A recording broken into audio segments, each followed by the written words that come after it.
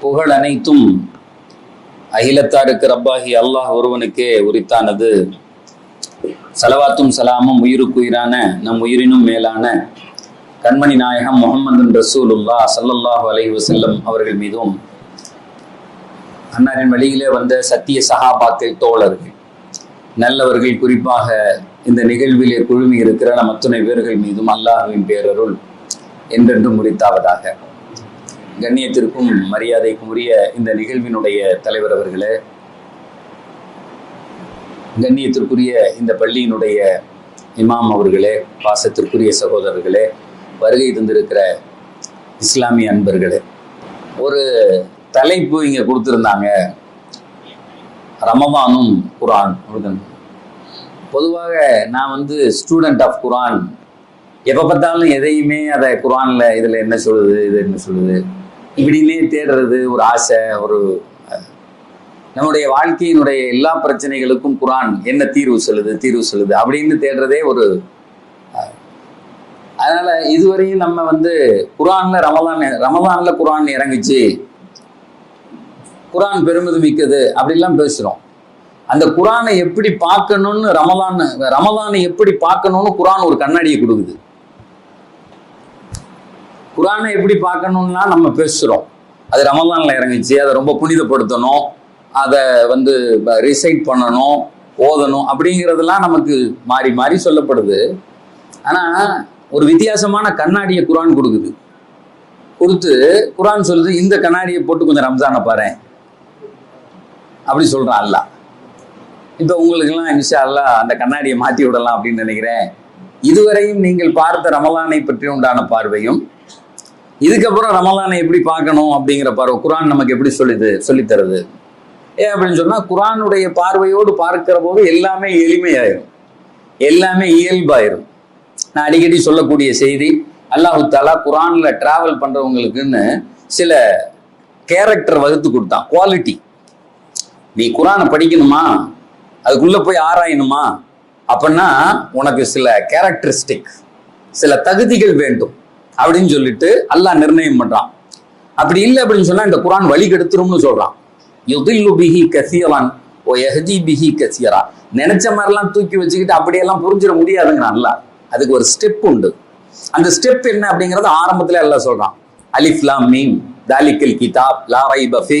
If you want to travel, if you want to come in, உள்ள வரணும் அப்படின்னு சொன்னா இந்த குவாலிட்டி வேணும். ஒவ்வொரு குவாலிட்டி எல்லாம் சொல்றான். அலிஃப் லாம் மீம் தாலிகல் கிதாப். கேக்குதா நான் பேசுறது? ஒன்றும் இது இல்ல. தாலிகல் கிதாப், தட் இஸ் த புக், லா ரைப ஃபீ, தட் இஸ் நோ டவுட். இதுக்குள்ள எந்த சந்தேகமும் கிடையாது. அதுக்கு முஃபஸ்ஸிரீன்கள் அழகா விளக்கம் எழுதுவாங்க. அட்ட டு அட்ட இந்த உலகத்தில் சந்தேகமே இல்லாம முழுக்க முழுக்க ஒரு உண்மையை மட்டும் பேசக்கூடிய ஒரு செய்தி ஒண்ணு. ரெண்டாவது, யாரெல்லாம் சந்தேகத்தோடு வருகிறார்களோ அத்தனை சந்தேகத்திற்கும் பதில் சொல்லக்கூடியது. முரட்டு பயல்களை பேசும். குர்ஆனுக்கு முரடர்களை பிடிக்கும், கேள்வி கேட்பவர்களை பிடிக்கும். பொதுவாக என்ன சொல்லுவாங்க, ரொம்ப கேள்வி கேட்காதீங்க, மார்க்கத்துல தப்புல கொண்டு போய் விட்டுரும். ஆனா குர்ஆன் சொல்லும், கமீன், என்ன கேள்வி கேளு, எப்படி வேண்டாலும் கேளு, அல்லாஹ் இருக்கானா இல்லையா சார் கேளு, பதில் சொல்றேன். முரடர்களை பிடிக்கும். வீணர்கள் என்ன பேசணும்னு நினைக்கிறானா அவ்வளதையும் பேச, அவ்வளவுக்கும் பதில் சொல்லும். அதுதான் பெரிய விஷயம். அவ்வளவுக்கும் அல்லாஹ் அழகா பதில் சொல்லும். தாலிகல் கிதாப் லா ரைப ஃபீ, அந்த சந்தேகமே இல்லாம அது பதில் சொல்லும் நமக்கு. மூணாவதுல லா ரைப ஹுதல் லில் முத்தகீன், அது முத்தகீன்களுக்கு வழிகாட்டும். முத்தகீன்கள் யார்? இப்ப நம்மள்ட்ட கேட்டா என்ன சொல்லுவோம், 5 வேளை யார் தொழுகிறாரோ, ஈமான் கொண்டிருக்காரோ, ஜக்காத் கொடுக்கிறாரோ, ஹஜ்ஜிக்கு போறாரோ அவரெல்லாம் முத்தகீன் அப்படின்னு சொல்லுவோம். ஆனா குர்ஆன் வேற ஒரு டெஃபினேஷன் கொடுக்கும். அல்லாஹ்வினுடைய பார்வையில அவன் வேற ஒரு டெஃபினேஷன் கொடுப்பான். யார் தெரியுமா முத்தகீன்? தாடி வைத்திருப்பவர், ஜுப்பா போட்டிருப்பவர், தொழுபவர், நோன்பு வைப்பவர். உங்க பார்வையில் அவர் முத்தக். ஆனா அல்லாஹ் சொல்றான், என் பார்வையில் அவர் அல்ல. இந்த வெளிரங்கமான அடையாளங்கள் அல்ல. வெளிரங்கமான அடையாளங்கள் இருக்க வேண்டும் என்பது வேறு. ஆனால் அந்த அடையாளங்கள் மட்டுமல்ல. அல்லாஹ் உடனே பேசுவான், அல்லதீன யுமினூன பில் கைப், those who are believe in the unseen. எவர் ஒருவர் கண்ணுக்கு புறனாகாத விஷயங்களை நம்புகிறாரோ அவருக்கு தான் முதல்ல வழிகாட்டும் குர்ஆன். அப்படின்னா என்ன அர்த்தம்? அப்படின்னா இறையை நம்பணும்.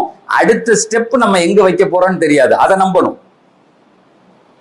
இது ஏன் இந்தியால இன்னைக்கு இப்படி இருக்கு, இது இப்படி நடந்திருந்தா, இப்ப நாங்கெல்லாம் துவா செய்யறோமே, ஏன் ஆட்சி மாற்றங்கள் வரல, ஏன் அது வரல, ஏன் இது வரல, அப்படி ஒரு மோமின் கேட்கவே கூடாது. எது நடக்குதோ அதை ஏத்துக்கணும், நம்பணும்.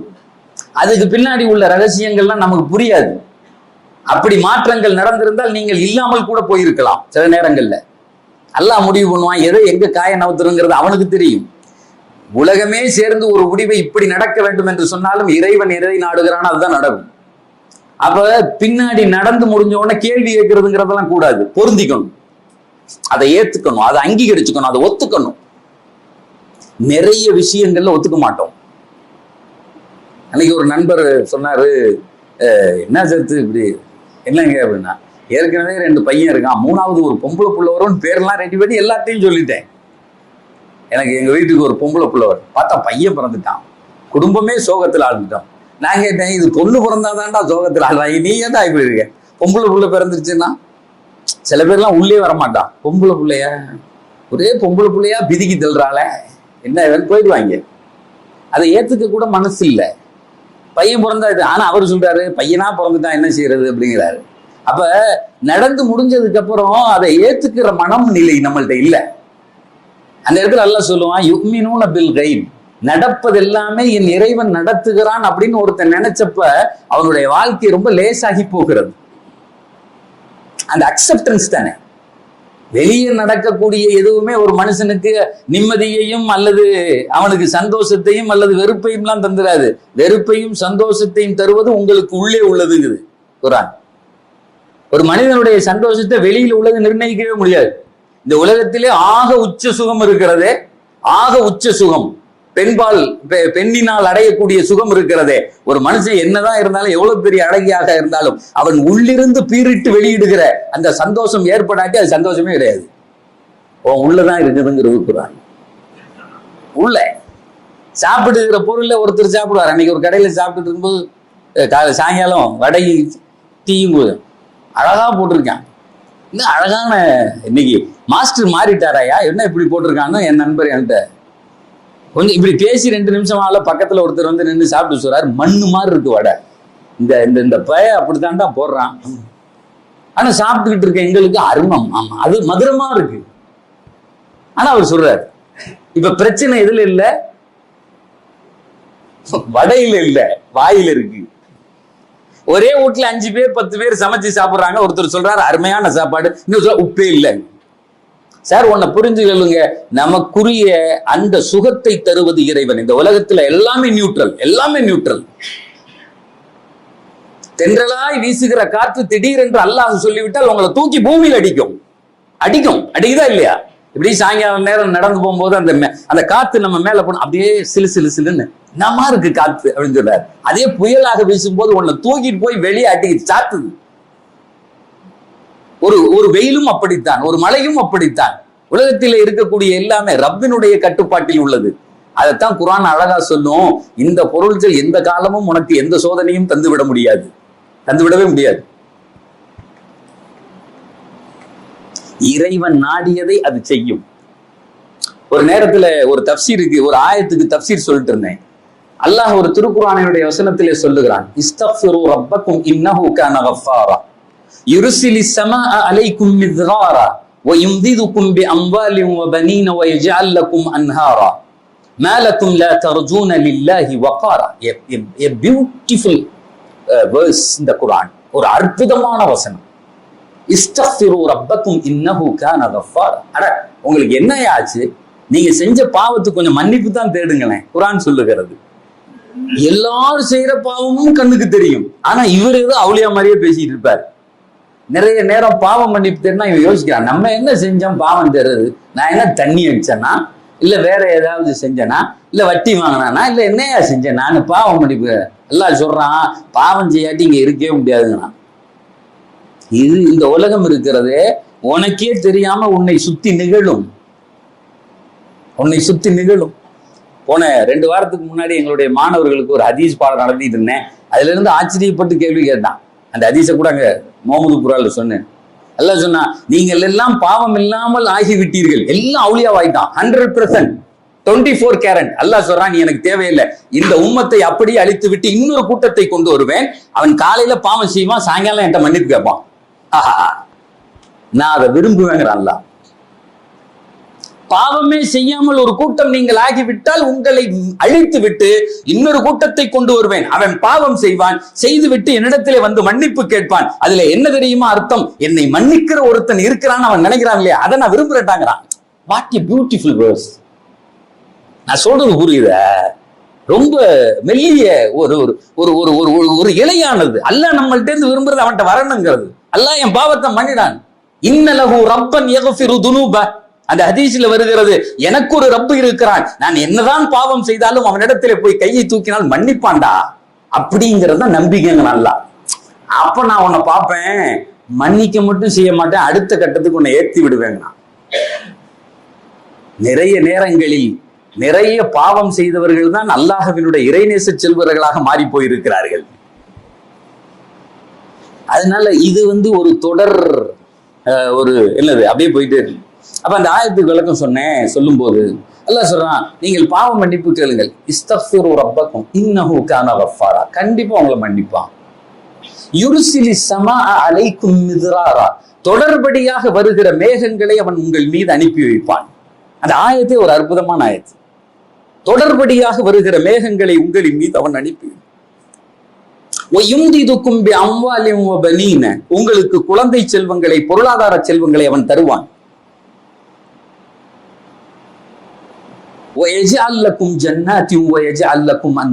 உங்களுக்கு தோட்டத்துறவுகளை தருவான்.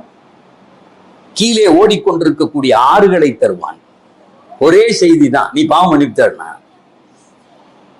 நான் அந்த செய்தியை சொல்லிட்டு சொன்னேன், ஒருத்தர் கடுமையான கோடை மே மாசம் அல்லது ஜூன் மாசம் நல்ல வெயில் பிரிச்சு மேயுது. அப்ப உட்கார்ந்து இஸ்திஃபார் செய்யறாரு. அப்ப உட்கார்ந்து அஸ்தக்ஃபிருல்லாஹ் அஸ்தக்ஃபிருல்லாஹ் அஸ்தக்ஃபிருல்லாஹ் அல்லாஹ் சொல்லியிருக்கான் செய்யற. மழை வருமா? தொடர்படியான மேகங்களை உங்களுக்கு நான் அனுப்பி வைப்போம். மழைன்னு சொல்லல சார், மழையில கூட சில நேரம் வேகமான மழைகள் உண்டு, லேசான மழைகள் உண்டு. மழை வந்த பின்னாடி சில நேரத்துல வேக்கும். ஆனா அந்த மழைக்கு முன்னால் உள்ள சூழல் இருக்குல்ல, ரொம்ப ரம்மியமா இருக்கும். What a beauty. அப்படியே அந்த தென்றல் காட்டு மாதிரி அந்த மண் வாசனை வரும், அந்த மேகம் வரும், எல்லாம் அந்த கிளைமேட்டே டோட்டலா சேஞ்ச் ஆகும். மழை வந்த பின்னாடி வேக்க ஆரம்பிச்சிடும். எல்லாம் சொல்றான், தொடர்படியாக வருகிற மேகங்கள் உன்னின் மீது இறங்கும். உன்னுடைய சூழல்கள் எல்லாம் மாறும், கிளைமேட் சேஞ்ச் ஆகும், குளிரும், லேசா குளிரும், மண் வாசனை அடிக்கும். அப்படியே நீங்க மழை வர்றதுக்கு முன்னாடி எல்லாருக்குமே ஒரு ஆனந்த கூத்தாரு. எல்லாம் சொல்றான், தொடர் மேகங்களை நாம் அனுப்பி வைப்போம். சரி, இப்ப மே மாசத்துல உட்காந்து இஸ்திஃபார் செய்யறோம், எனக்கு மழை வருமா? முட்டாதனமா இல்ல? எப்படி வரும்? வெயில் பிரிச்சு சாத்தி மேய்ஞ்சிக்கிட்டு இருக்கு, எப்படி மழை வரும்? இந்த ஆயத்துக்கு என்ன அர்த்தம்? குளிர்காலத்தில் இந்த ஆயத்தை ஓத வேண்டும் அப்படி அர்த்தமா? சில பேர் அப்படி கூட யோசிக்கலாம். இது அந்த காலத்துல போய் அல்லாஹ் சொல்லுகிறான், ஊர்ல உள்ளவனுக்கு பூரா வெயில், நீ மட்டும் இஸ்திஃபார் செய்து பார், அந்த மழை வந்தால் என்ன மனோநிலை ஏற்படுமோ அதை நான் ஏற்படுத்தி தருவேன்டா. அனுபவிச்சு பார். நம்ம நிறைய நேரங்கள்ல பேசுகிறோம், அனுபவிப்பதில்லை. நிறைய பேசுறோம், ஆனா எதையுமே இப்படி இருக்கு அப்படி இருக்கு அடுத்தவங்களுக்கு சொல்றோம். ஆனா ஒரு தடவை அனுபவிச்சு பார்த்துட்டோம் அப்படின்னு சொன்னா விட மாட்டோம். புகாரி முஸ்லிம்ல ஒரு ஹதீஸ் வருது, பெருமானார் அவர்கள் சொல்லுவார்கள், மன் அசாபஹு ஹம்முன் அவ் கம்முன் அவ் சகமுன் அவ் ஷித்தத்துன். ஒரு மனுஷனுக்கு 4 நிலைமைகள் இருக்கலாம். ஒண்ணு, கவலையில் இருக்கலாம். கம் அப்படின்னு சொன்னா கவலை, கடந்த கால அந்த வேதனைகள், வருத்தங்கள் இருக்கலாம். அல்லது எதிர்காலத்தை குறித்தான பயம் இருக்கலாம். நான் என்ன செய்ய போறேன், படிச்சு முடிச்சுட்டேன், வேலை கிடைக்குமா, என்னுடைய எதிர்காலம் என்ன, என் கடை எங்க போகும், என்ன ஏதுன்னு தெரியாது. அல்லது நடந்து முடிந்த ஒரு செயல் அழுத்தி கொண்டிருக்கலாம். 3வது, இதை 2ஐயும் விட்டுட்டு நோயிலே இருக்கலாம். சக்கம் அப்படின்னு சொன்னா நோயிலே இருக்கலாம். 4வது சித்தா, சில நேரத்துல எதுலையாவது போய் வலுவா மாட்டி, அல்லது இவர் மாட்டாட்டியும் அந்த சூழலை இவரை மாட்டி விடலாம். சித்தத்தும். இப்படி ஏற்பட்டால் நாயகம் ஸல்லல்லாஹு அலைஹி வஸல்லம் சொல்றாங்க, ஃபல் யகுல், அவர் சொல்லட்டும், அல்லாஹ் அல்லாஹ் ரப்பி லா ஷரீக லா. அல்லாஹ் அல்லாஹ், என் இறைவன் இறைவன் மட்டும்தான். லா ஷரீக லஹ், அவனுக்கு இணை இல்லை என்று சொல்லட்டும். அப்படி சொன்னால் பெருமானார் சொல்கிறார், என்ன தெரியுமா நடக்கும் அவனை சுத்தி? உடனே அந்த கவலையும் அந்த நோயும் அந்த அழுத்தமும் அங்கிருந்து எடுக்கப்படும். அதற்கு நேர் மாறான மகிழ்ச்சி தரப்படும். சார் சொல்றதுக்கு நல்லா இருக்குல்ல, கஷ்டத்துல சொல்லி பார்த்திருக்கீங்களா? நான் அனுபவித்திருக்கிறேன், அதனால சொல்றேன். நான் பெற்ற அந்த சாப்பாடை நான் அடிக்கடி இந்த குரான் கிளாஸ் போகும்போது சொல்லுவேன், ஒண்ணும் இல்லை, என்னுடைய சுண்டு விரலை பிடிச்சிங்க, இங்க வாங்க, நான் அந்த ஓஷன்ல உங்களை கூட்டு போறேன், பின்னாடியே வாங்க. அது ஒரு பெரும் கடல். குரான் என்பது ஒரு பெரும்பொடி. பெருமானார் சொல்வார், இன்னி தரத்துக்கும் அலல் மஹஜ்ஜத்தில் பைதா லைலுஹா கனஹாரிஹா. இந்த ஹதீஸை சொல்லுகிற போதெல்லாம் குதூகலம் அடைகிறவன் நான். பெருமானார் சொன்னாங்க, உங்களை ஒரு பேரொளியில விட்டுட்டு போறேன், சும்மாலாம் இல்ல சார். எங்களுக்கு தலைவர்கள் இல்ல, வழிகாட்டிகள் இல்ல, முட்டுச்சந்தில நிக்கிறோம், எங்களை சமூகமே சேர்ந்து அடிக்கிறானே, அப்படிலாம் கிடையவே கிடையாது. அப்படிலாம் கிடையவே கிடையாது. பெருமானார் சொல்லுகிறார்கள், பேரொளியில் விட்டு போகிறேன். நீ வேற ரோட்ல போய் நின்று அடிப்பான், அதுக்கு காரணம் சொல்ல முடியாது. பெருமானார் பேரொளி, லைலுஹா கனஹாரிஹா, அதனுடைய இரவும் பகலை போன்றேன்னாங்க. நீங்க ஒரு கவலையும் போட வேண்டாம், நைட்டும் பகல் மாதிரியே. ஒரே ஒரு துண்டு அல்லாஹ் அல்லாஹ் ரப்பி. இதுல என்ன கஷ்டம் வந்துட போகுது? ஒரு தடவை சொல்லி பார்ப்போமே சார். எழுதி வைத்துக் கொள்ளுங்கள், கேன்சர்னு சொன்னாலும் போகும். 1400 ஆண்டுகளுக்கு முன்னால் எம்பெருமானார் சொன்ன வார்த்தை சத்திய வார்த்தை. தன் வாழ்க்கையில் ஒரு தடவை கூட எங்க நபி போய் சொன்னதில்லை, ஒரு தடவை கூட, விழாத்துக்கு கூட போய் சொன்னதே கிடையாது. அந்த நபி அல்லாஹ் மேல ஒரு வார்த்தை எப்படி சொல்லுவாங்களா? செஞ்சு பார், நோய் வந்துருச்சா 4 தடவை சொல்லு, அது எப்படி போகுதுன்னு மட்டும் பாரு. அந்த நோய் மட்டும் உன்னை விட்டு போகாது, அது சார்ந்து எதெல்லாம் உன்னிடத்துல இருந்ததோ அத்தனையும் சேர்த்து எடுத்துட்டு போயிடும். வாழணும். அந்த ஆயத்துல அல்லாஹ் சொல்றான், அல்லதீன யுமினூன பில் கைப், அவர்கள் மறைவை நம்புவார்கள். அல்லதீன யுமினூன பில் கைப் வ யுகீமூனஸ் ஸலாத், அவர்கள் தொழுகையை நிலைநிறுத்துவார்கள். வ மிம்மா ரஸக்னாஹும் யுன்ஃபிகூன், அடுத்து அல்லாஹ் சொல்றான், நாம் கொடுத்ததிலிருந்து அவர்கள் செலவு செய்வார்கள். ஏன் அவங்க காசுல இருந்து செலவு செய்வாங்கன்னு சொல்லல, அல்லாஹ் கொடுத்ததெல்லாம் நமக்கு தானே சார். ஒரு 10 கோடி ரூபாய் பேங்க் பேலன்ஸ் இருக்குன்னா நம்ம காசு தானே, அதனாலதான் நம்ம ஜக்காத்து கொடுக்குறோம். இல்லைன்னா அல்லாஹ் விட்டு காசுடா நம்ம எதுக்கு கொடுக்கணும்னு போயிடலாம்ல. அல்லாஹ் அழகா சொல்றான், நாம் கொடுத்ததிலிருந்து அவர்கள் செலவு செய்வார்கள். அதன் காசுன்னா கொடுக்க மாட்டாங்கிறான். எதை கஷ்டப்பட்டு அடைந்தோம் என்று வாழ்க்கையில் நினைக்கிறோமோ அதை ரொம்ப பத்திரமா பூட்டி வச்சுக்குவோம், பத்திரமா கொடுக்க மாட்டோம் அவ்வளவு சீக்கிரம். நான் கஷ்டப்பட்டு சம்பாதிச்சது நான் ஏன் தரணும் அப்படின்னு கேட்பான். அல்லாஹ் சொல்றான், உன் காசு இல்லடா, என் காசுடா, இப்ப கொடு, இப்ப கொடு. எங்க குரான்ல பார்த்தாலும் இந்த செய்தி இருக்கும். அது ஒன் சார்ந்ததல்ல, இது காசுக்கு மட்டுமல்ல, அறிவுக்கு. கஷ்டப்பட்டு படிச்சதை நான் ஏன் இவனுக்கு போய் சொல்லி தரணும் சொல்லி பாதியை வச்சுக்குவான். ஒருத்தன் கஷ்டப்பட்டு படிச்சிருக்கேன்னா பாதியத்தான் சொல்லுவான், மீதியை சொல்ல மாட்டான். ஏன்னு கேட்டா நாளைக்கு நமக்கு தேவைப்படுமே, யார்கிட்ட போய் கேட்கறது? இது அல்லாஹ் ஓசில கொடுத்ததுன்னு நினைச்சா உடனே சொல்லிடுவான். அந்த ஆயத்துல அல்லாஹ் சொல்றான், இஸ்தக்ஃபிரு ரப்பக்கும் இன்னஹு கான கஃபாரா. சார் அனுபவிச்சு பாருங்க தெரியும். மே மாசத்துல, ஜூன் மாசத்துல பள்ளியில வந்து உட்கார்ந்து கையில தஸ்பீ எடுத்துக்கிட்டு அல்லது சும்மா கையோட அஸ்தக்ஃபிருல்லாஹ் என்கிற வார்த்தையை உள்ளத்தோடு சொல்லி பாருங்கள், உங்களின் மீது மேகம் நிழலாடும். மேகம் வந்தால் என்ன உணர்வை நீங்கள் பெறுவீர்களோ கண்டிப்பாக பெறுவீர்கள், கண்டிப்பா பெறுவீங்க, சந்தேகமே கிடையாது. அப்படியே பரப்ப. அடுத்து அல்லாஹ் சொல்றான், இஸ்தக்ஃபிரு ரப்பக்கும் இன்னஹு கான யுர்சிலிஸ் ஸமாஅ அலைக்கும் மிதராரா வ யும்திதுக்கும் பி அம்வாலின் வ பனீன். காசுகளை தருவான். பீரோல்ல ஒரு 10 கோடி ரூபாயை வச்சுட்டு போடா இருக்குடா, எவனும் நம்மளை ஒன்றும் செஞ்சிட முடியாதுடா, நான் சாவ மாட்டேன்டான்னு சொல்றான்ல, அடிக்கடி நான் சொல்றது. காசுகளை சம்பாதிப்பான், எண்ணி எண்ணி பார்ப்பான். நான் அடிக்கடி சொல்லுவேன், ஜமஅ மாலம் ஃபஅத்தத, செலவு பண்ண மாட்டான். எண்ணி பார்க்கறதுல மனுஷனுக்கு ஒரு சந்தேகம். எண்ணி பார்த்துட்டு சொல்லுவான், 10 கோடி ரூபாய் இருக்கு, நான் எல்லாம் சாவ மாட்டேன்டா, அப்போல போய் பொழைச்சுக்குவேங்கிறானே. யஹ்சபு அன்னமா லஹு அக்லத. அல்லாஹ் சொல்லுவான், அட முட்டா பயல, நீ தேடின ஒரு பொருள் உன்னை எப்படி காப்பாத்தும்? நீ தேடினது இன்னைக்கு போகும், நாளைக்கு வரும். அப்ப அல்லாஹ் சொல்லுகிறான் அந்த ஆயத்துல, ஒரு 10 கோடி ரூபாய் இருந்தால் என்ன மனை நிறைவை நீங்கள் அடைவீர்களோ அந்த மனநிறைவை காசே இல்லாமல் உங்களுடைய குடிசைகள் கோபுரங்களாக மாற்றப்படும்.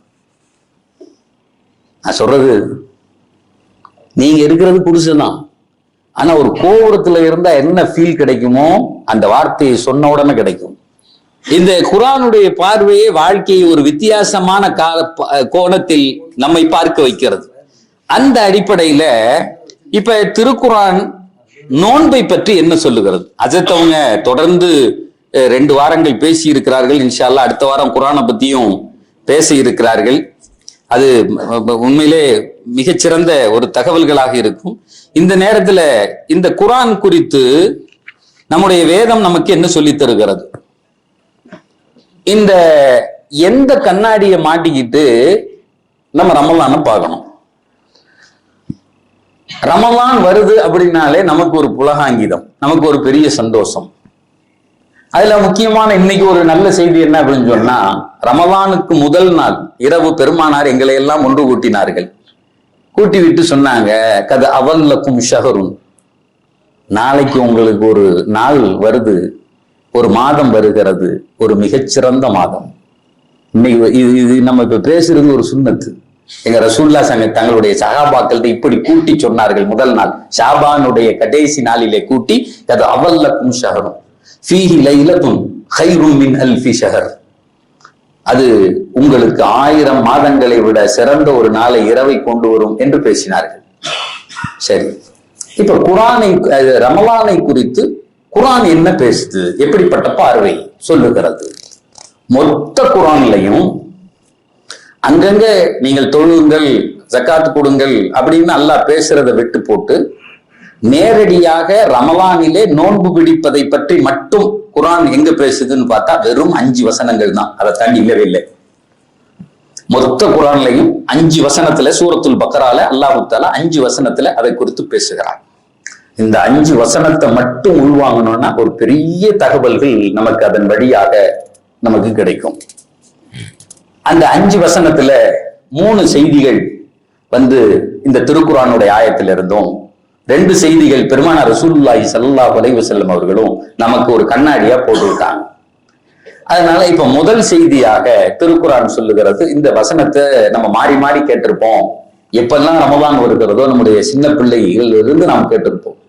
குத்திப அலைக்குமுஸ் ஸியாமு கமா குத்திப அலல்லதீன மின் கப்லிக்கும் லஅல்லக்கும் தத்தகும், உங்களுக்கு முன்னுண்டானவர்களுக்கு எப்படி நோன்பு கடமையாக்கப்பட்டிருந்ததோ அப்படித்தான் உங்களின் மீதும் கடமை, லஅல்லக்கும் தத்தகும், நீங்கள் முத்தகீன்களாக ஆவதற்காக. 25 வருஷமா நோன்பு வைக்கிறோம், முத்தகீன் ஆயிட்டோமா அப்படின்னு ஒரு கேள்வி இருக்கு.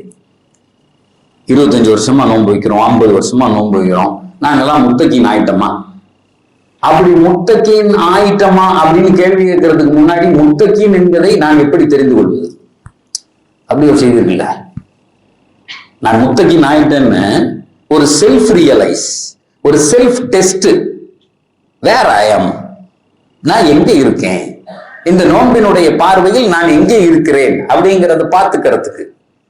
பொதுவாக உலகத்தில் ஒரு குணம் உண்டு, இந்த தொழில் செய்யணுமா, இப்ப கூட நிறைய நீங்க பார்க்கலாம், வாழ்க்கையில சக்சஸ் ஆகணுமா, அதுக்கு நிறைய வழி இருக்கு, அதுல ஒரு வழி யாரு சக்சஸ் ஆகிருக்காங்களோ அவங்கள வழியை பின்பற்றணும், அப்படிதானே? ஏன்னா அவங்க அடி வாங்கிட்டாங்க, நம்ம அந்த வழியை ஈஸியா அப்படி கடந்து போயிட்டோம் அப்படின்னு சொன்னா நம்மளும் வெற்றியாளர்களில் சேர்ந்து விடலாம். வெற்றி பெறுவதற்கு மிக எளிமையான வழி, யார் வெற்றி பெற்று இருக்கிறார்களோ அவர்கள் வெளியில போறது. இந்த செய்தியை தான் குர்ஆன் ரொம்ப லேசா சொல்லுது. உங்கள் மீது மட்டுமல்ல, உங்கள் முன்னோர்களின் மீது நோன்பு கடமையாக்கப்பட்டிருந்தது, அவர்கள் முத்தகீன்களாக ஆகிவிட்டார். லஅல்லக்கும் தத்தகும், பர்ஹாப்ஸ் அப்படின்னு அல்ல அப்படின்னு சொன்னா பர்ஹாப்ஸ் அப்படின்னு ஆகிக்கொள்ளலாம், நீங்களும் முத்தகீன்களாக ஆகிக்கொள்வதற்கான வழி இது மட்டும்தான் அப்படின்னு சொல்லிட்டு அல்லாஹ் தஆலா சொல்றான். சரி, அது ஆகிட்டமா அப்படின்னு சொல்லிட்டு செல்ஃப் ரியலைஸ், இந்த ரமலான் எனக்கு எதை கற்று தந்தது அப்படின்னு பாக்குறதுக்கு அல்லாஹ் தஆலா உடனே அடுத்த வசனத்துல சொல்றான். எங்க ஹஸரத் இப்ப வாசிச்சாங்க இல்லையா, நம்முடைய மரியாதைக்குரிய இமாம், அந்த வசனத்துல அல்லாஹ் தஆலா பேசுகிறான்.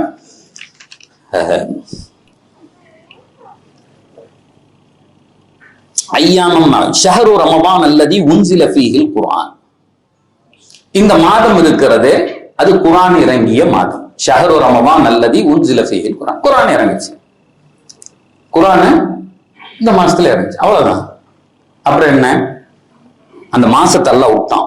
விட்டுட்டு சொல்றான் ஹுதன் லின்னாஸ். ஹுதன் லின்னாஸ். ஹுதன் அப்படின்னு சொன்னா என்ன அர்த்தம் அப்படின்னு சொன்னா, அது ஒரு நீண்ட அர்த்தத்தை உள்ளடக்கியது. எந்த இடத்திலெல்லாம் நீ போய் நின்று கொண்டு நான் அடுத்து என்ன செய்யணும்னு யோசிக்கிறல்ல, எந்த இடத்திலெல்லாம் உன் வாழ்க்கையிலே திருப்பு முனையாக அமைகிறது இல்ல, ஒரு இடத்துல போய் நின்று நான் இப்படி என்னங்க செய்யலாம், அந்த தாட் ப்ராசஸ் இருக்குல்ல, அந்த திங்கிங் ப்ராசஸ், அதுதான் ஒரு மனிதன். ஒரு மனுஷன்னா யாருன்னா, a man what he thinks அல்லது what he eats அப்படின்னு சொல்றான். அவர் எதை உண்ணுகிறாரோ அதுதான் அவர். அப்படி இல்லைன்னா எதை யோசிக்கிறாரோ அவர் தான் அந்த மனுஷன். திருக்குர்ஆன்ல அல்லாஹ் தஆலா திருமணத்தை பத்தி பேசுகிற போது லீடர்ஷிப் குவாலிட்டியை பத்தி பேசுவான். ஒரு ஆணாக இருப்பவனுக்கு கண்டிப்பான கடமை லீடர்ஷிப் குவாலிட்டி அப்படின்னு பேசுவான். ஒரு ஆணாக இருக்கணும். திருமணம் முடிகிறதுக்கு 2-3 குவாலிட்டிகளை குர்ஆன் பேசும். அதுல முதல் குவாலிட்டி லீடர்ஷிப் குவாலிட்டி. லீடர்ஷிப் குவாலிட்டினா நம்ம என்ன செய்யணும், பெரிய கோட் போட்டுக்கிட்டு சிஇஓ மாதிரி நுனிநாக்கில் இங்கிலீஷ் பேசிட்டு அல்லது இப்படி அப்படி பேசுறதா அப்படின்னா அது இல்லை. லீடர்னா ஒரு பெரிய ஒரு சிஇஓ 1000 பேர் வச்சு வேலை ஆக்குறவனு லீடர் தான். நம்ம தெருல கடைசியில ஒரு அண்ணாச்சி கடை வச்சிருக்காருல, அவர் லீடர் தான். அவர் கிடைக்க ஒரு முதலாளி, அவருக்கு தெரியும் இந்த பொருளை எங்க வாங்கணும், எவ்வளவு ரேட் வச்சு விற்கணும், எது வச்சு வித்தா இதுல நமக்கு லாபம் கிடைக்கும் அப்படிங்கிற அந்த சிம்பிள் கான்செப்ட் அவர் முதலாளி. ரோட்ல உப்பு வித்துட்டு போறான்ல சைக்கிள்ல, அவனும் ஒரு முதலாளி. அவனுக்கு தெரியும் இந்த பொருளை எங்க வாங்கி இவ்வளவு தூரம் நம்ம சைக்கிள் வீச்சுட்டு போய் வித்தா இந்த காசு நமக்கு வரும், லாபம் வரும் அப்படின்னு தெரியுது இல்ல, முதலாளி. இப்ப இந்த ஒவ்வொரு தன்மைக்கும் ஒவ்வொரு முதலாளித்துவம் இருக்கு. அல்லாஹ் குர்ஆன்ல சொல்லுவான், ஒரு ஆண் அப்படிங்கிறதுக்கு அடையாளமே அவனுக்கு லீடர்ஷிப் குவாலிட்டி வேணும். அதுக்கு என்ன அடிப்படை அப்படின்னு சொன்னா டிசிஷன் மேக்கிங் குவாலிட்டி. முதல்ல எதை ஒன்றையும் முடிவு செய்யக்கூடிய தன்மை. கல்யாணமான உடனே திருக்குர்ஆன் சொல்லுகிற முதல் கட்டளை, இனி உன் தந்தை தாய் உலகத்தில் யாரிடத்திலிருந்தும் கேட்பதை விட்டுவிட்டு நீ முடிவெடுக்கவனாக மாற வேண்டும். சொல்லியே தரதில்லை. ஒரு கல்யாணத்துல பேசினேன், சொல்லியே தரதில்லை.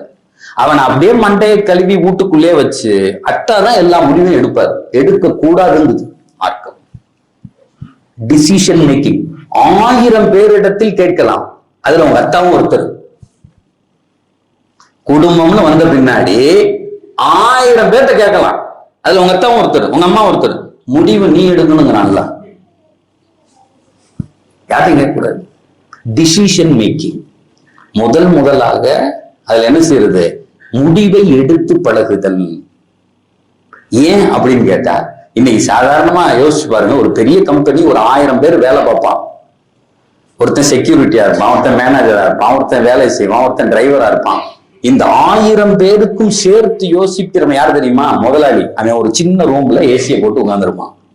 அவன் என்ன யோசிக்கிறானோ, அவன் என்ன டிசிஷன் எடுக்கிறானோ, இந்த செக்யூரிட்டி 1 மணிக்கு எந்திரிச்சு நின்றுகிட்டு இருக்கான் பாரு, அந்த யோசனையின் வெளிப்பாடு தான் அந்த செக்யூரிட்டி. அப்படி இருந்தா மட்டும்தான் அந்த நிறுவனம் ரன் ஆகும். திருமணத்தை குறித்தும் குர்ஆன் சொல்லும், அது ஒரு நிறுவனம், கட்டமைக்கப்பட்ட ஒரு நிறுவனம். அதுல யோசிக்க வேண்டிய பொறுப்பு கணவனை சார்ந்தது. டிசிஷன் மேக்கிங் முதலாவது குவாலிட்டி, முடிவெடுக்க தெரியும். நம் ஆளுகளுக்கு தெரியாத ஒண்ணு அதுதான். சொதப்புவான். சொல்லிக் கொடுக்க சொல்லுது மார்க்கம், குழந்தைகளுக்கு சொல்லிக் கொடுக்கணும். லீடர்ஷிப்னா வேற எதுவும் கிடையாது, முடிவெடுக்கிறது, அந்த சிந்தனை திறனை கொண்டு வருவது. நீ கல்யாணம் முடிச்சிட்டான்னா அதுக்கு அடுத்து உன் மனைவிக்கு என்ன வேண்டும் என்பதை நீ தான் முடிவு பண்ணி சேலை வாங்கி கொடுக்குற. எந்த கடையில நீ தான் முடிவு பண்ணணும். எங்க அம்மா அப்பாத்துக்கு சொல்லக்கூடாது. குழந்தை பிறந்து விட்டதா எங்க படிக்க வைக்க நீ தான் முடிவு செய்யணும். Decision making quality. சரி, முடிவெடுத்துட்டோம். எல்லா முடிவுகளும் உலகத்தில் சரியா இருக்குமான்னு கேட்டா இருக்காது. அவனு தானே, நாங்க முடிவெடுத்தா கரெக்டா தான் எடுப்போம் அப்படின்னு எவனும் சொல்ல முடியாது. சொதப்பும். ஆரம்பத்துல செய்யும் போது அப்படித்தானே, எல்லா முடிவுகளும் 100% சரியா செய்ய முடியாது. அப்ப ஏன் அப்படின்னு கேட்டா அது எல்லாருக்கும் இல்ல. சின்ன பையனுக்கும் அப்படித்தான், 50 வயசு எக்ஸ்பீரியன்ஸ் ஆளுக்கும் அப்படித்தான். நான் இதை அடிக்கடி சொல்லுவேன். 50 வருஷம் எக்ஸ்பீரியன்ஸ் கடையில 51வது நாள் முதல் நாள் வந்து கடையில உட்கார்ந்தாரு அப்படின்னு சொன்னா வர்ற கஸ்டமர் கிறுக்கனா கூட வருவான். இவனை எப்படி டீல் பண்றதுங்கிறது ஒருவேளை அந்த எக்ஸ்பீரியன்ஸ்ல தெரிஞ்சிருக்கலாம் கொஞ்சம், ஆனாலும் கூட அது புதிது, அது புதிது, அது புதுசுதான். வாழ்க்கையில ஒவ்வொரு நாளும் 50 வருஷமா டிரைவரா இருக்காரு, 51வது வருஷம் இங்க ரோட்ல ஓட்டும் போது வித்தியாசமா ஒருத்தன் வருவான். அது இன்னைக்கெல்லாம் கேட்க வேண்டாம்.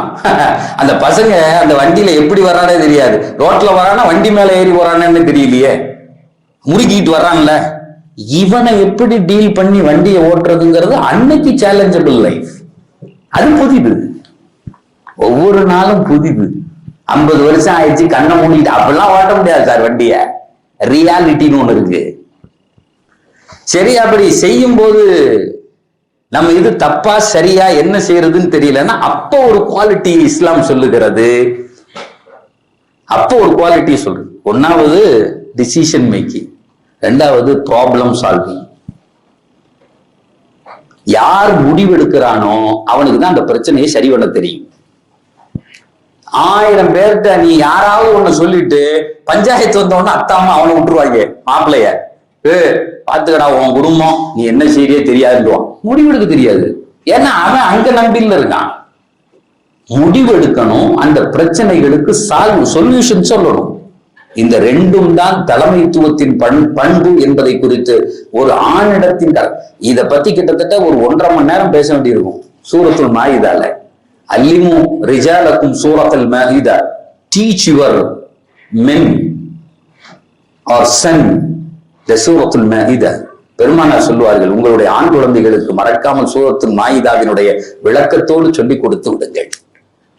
அல்லிமு நிசாக்கும் சூரத்துன் நூர், டீச் யுவர் டாட்டர்ஸ் சூரத்துன் நூர் அப்படின்னு சொல்லுவாங்க ரசூலுல்லாஹ். 2 பேருக்கும் தேவையான 2 கண்ணு, அதை படிக்கணும். அது எலாபரேட்டா பேசப்பட வேண்டிய ஒரு சப்ஜெக்ட். அல்லாஹ் இந்த இடத்துல சொல்றான், நீங்கள் ஷஹரு ரமதான் அல்லதி உன்சில ஃபீஹில் குர்ஆன், குர்ஆன் இறங்கிய மாதம், ஹுதன் லின்னாஸ். இந்த நான் சொன்னேன்ல, எங்கெல்லாம் தடுக்கப்பட்டு நிறுத்தப்படுவோமோ அங்க நான் எங்க போறது அப்படிங்கிறத காமிக்கிறதுக்கு அல்லாஹ் தஆலா ஒரு அறிவை நமக்கு தந்திருக்கான். என்னைக்கு குர்ஆன் நம்மள்ட்ட இருக்கோ நாம் வழிகாட்டப்படுவோம், நாம் வழிகாட்டப்படுவோம். சார் நான் மெட்ராஸுக்கு போகணும், கார்ல ஏறி உட்கார்ந்தாச்சு, கார்ல ஏறி உட்காந்து ஸ்டார்ட் பண்ணி லைட்டை போட்டா லைட்டு இங்கதான் தெரியுது. லைட் எங்க அடிக்குது? சும்மா நம்ம வீட்டு வாசல்ல கொஞ்சம் தூரத்துக்கு அடிக்குது. அவன் கார் விட்டு இறங்கிட்டான். இது என்ன கிறுக்குத்தனமா இருக்கு, நான் மெட்ராஸுக்கு போகணும், லைட்டு மெட்ராஸ் வரையும் அடிக்கணுங்களாம். நான் எப்ப போவேன், அந்த லைட்டு மெட்ராஸ் வரையும் அடிக்கணும், நான் அப்படி போவேன். அப்படிலாம் அடிக்காது உலகத்துல. முன்னாடி உள்ளது வரையும் தெரியும், அப்புறம் போக தெரியும், அப்புறம் போக தெரியும்.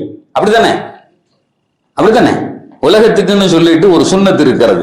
அல்லாஹ் சொல்லுகிறான், ஹுதன் லின்னாஸ், தொடர்படியாக உங்களுக்கு அது வழிகாட்டி கொண்டே இருக்கும். பையினாத்தின் மினல் ஹுதா, சும்மா மட்டும் வழிகாட்டாது, ஆதாரத்தோடு வழிகாட்டும். அதற்கான அத்தாட்சிகளும் இருக்கும். அதை யார் விளங்க முடியும்னா இன்னொருத்தன் விளங்க முடியாது, நீ தான் விளங்க முடியும். குர்ஆன் பையினாத்தின் மினல் ஹுதா வல் ஃபுர்கான். அல்லாஹ் அடுத்து சொல்றான், எது தப்பு எது சரின்னு புரிஞ்சுக்க முடியும். இன்னைக்கு உள்ள யங்ஸ்டர்கிட்ட பெரிய பிரச்சனையை, இது தப்பா இது சரியா, இது தப்பா இது சரியா புரியல. போறான் போறான் போறான், அடியை வாங்கிட்டு அப்புறமா வெளியே வரும்போது அதுக்கே பல காலம் ஆயிருது. தப்பு சரி புரிய முடியல. எது சரியாக இருக்குமோ அந்த முயற்சியில முன்னெடுத்து போறதுதான் மார்க்கம் நமக்கு காட்டி தருகிற வழி. சொல்லிட்டு அல்லாஹ் சொல்றான், இந்த 3 குவாலிட்டி குர்ஆன்ல இருக்கு. இந்த 3 குவாலிட்டியும் ஃபமன் ஷஹித மின்கும் ஷஹர ஃபல்யஸும், யார் அந்த மாதத்தை அடைந்தாரோ அவர் நோன்பு நோட்டு கொள்ளட்டும். இதற்கு விளக்கம் எழுதுகிற பெருமக்கள் எழுதுகிறார்கள், நோன்பு மாசத்துல குர்ஆன் இறங்குச்சு, நோன்பு மாசத்துல குர்ஆன் இறங்குச்சு அப்படின்னு சொல்றோம்ல, அல்லாஹ் கொஞ்சம் வித்தியாசமாக சொல்லுகிறான். குர்ஆன் இறங்கியதால் நீ நோன்பு பிடிக்கிறான். வாட்டி பியூட்டி. நான் சொல்றது, இது கொண்டாடப்பட வேண்டிய மாதம். இஸ்லாத்தில் கொண்டாடுவது என்றால் நோன்பு வைக்கணும்னா, நோன்பு வைக்கிறதுனால குர்ஆன் அல்ல, குர்ஆன் இறங்கியதனால் நோன்பு. அதை கடமையாகவே ஆக்குகிறார். ஏன்னா இது அல்லாஹ்வினுடைய வார்த்தை, இது நூர், இது நூர், ஒரு பேரொடி. அது மூசா அலைஹிஸ்ஸலாம் தௌராத் வேதத்தை வாங்குறதுக்கு அல்லாஹ் சொன்னா, நீங்க வாங்கன்னா தூர் சீனா மலைக்கு வந்தாச்சு. தௌராத்து வேதத்தை வாங்குறதுக்கு வந்திருக்கும் போது அல்லாஹ் சொன்னா 30 நாள் நோன்பு வச்சுட்டு வந்துட்டான். ஏன்னா வேதம் என்பது கொண்டாடப்பட வேண்டியது. ஐமன் ரலியல்லாஹு தஆலா பெருமானாருடைய மரணம் நிகழ்ந்து விடுகிறது. அழுகுறாங்க அந்த அம்மா. யாராலையும் அடக்க முடியல. அபூபக்கர் வந்தார்கள், உமர் வந்தார்கள், உஸ்மான் வந்தார்கள். ஏன் அழுகிறீங்க, ஏன் அழுகிறீங்க? நபி மேல அவ்வளோ பிரியம், ஏன் அழுகிறீங்க, ஏன் அழுகிறீங்க? அந்த அம்மா ஒத்த வார்த்தை சொல்லிச்சு, நபி போயிட்டதுனால அழுகல, வஹி நின்னதுனால அழுகிறேன். என்ன வஹி அவ்வளவு பெருசு, வஹி மிகப்பெரியது.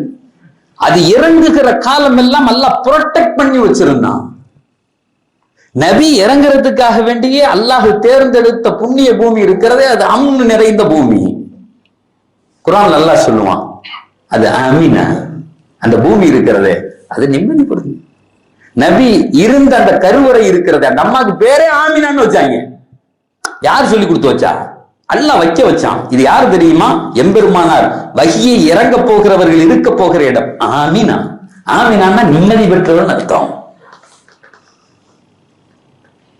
சொல்றது பெருமானார் கருவில இருக்கிற போது அப்ரஹா படையெடுத்து வருகிறார். நாயகம் ஸல்லல்லாஹு அலைஹி வஸல்லம் கருவறையில இருக்கிறாங்க. எல்லாரும் இந்த கதையை நம்ம கேள்விப்பட்டிருப்போம். அப்ரஹா படையெடுத்து வந்தார், மக்காவை இடிக்க வந்தார். அவங்க தாத்தாட்ட போய் கேட்டா, அவங்க சொன்னாரு, அது அல்லாஹ்வுடைய வீடு, அல்லாஹ் பாத்துப்பாயா, எனக்கு மாட்ட தெரியா இல்லையான்னு கேட்டாரு. மாட்டை ஓட்டிட்டு அவர் பாட்டுக்கு போயிட்டார், ஒட்டகத்தை விட்டு போய் அல்லாஹ் பாத்துப்பான். அதுக்கு விளக்கம் எழுதுகிறார்கள். அல்லாஹ் ஒரு வாக்குறுதியை கொடுத்தான், நீங்கள் நபி இந்த உலகத்துக்கு வர்றாங்க அப்படின்னு சொன்னா இது புரொடெக்டட் பூமி, இது அம்னாக ஆகிவிடும். பெருமானார் வயிற்றுல இருக்காங்க, இவன் அடிக்க வந்தான். அல்லாஹ் ஒரு பறவையை விட்டு துவம்சம் பண்ணான். அது காபத்துல்லாஹ் அடிக்கிறதுக்குனால இல்ல, எங்க நபி உள்ள வந்தாச்சுங்கிறதுனால. இது அழகா வரலாறுல எழுதுவாங்க. அன்றையிலிருந்து பாதுகாக்கப்பட்ட பூமி. இது ஒரு நீண்ட ஒரு பார்வைக்கானது. சும்மா அப்படி போற போக்குல தெரிஞ்சுட்டு போறது இல்லை சார். இது ஒரு நெகிழ்ச்சியானது. அதை படிக்கும் போதே, அதை சொல்லும் போதே அந்த உணர்வு, அந்த அந்த அந்த வார்த்தைகளுடைய வீரியம், அந்த புரிதல். அல்லாஹ் சொல்லுகிறான், இந்த வேதத்தை இறக்கியதற்காக வேண்டி அங்க போயாச்சு. சொல்லணுமா? கொஞ்சம் தண்ணி தாங்களே, எனக்கு தண்ணி இருக்கா?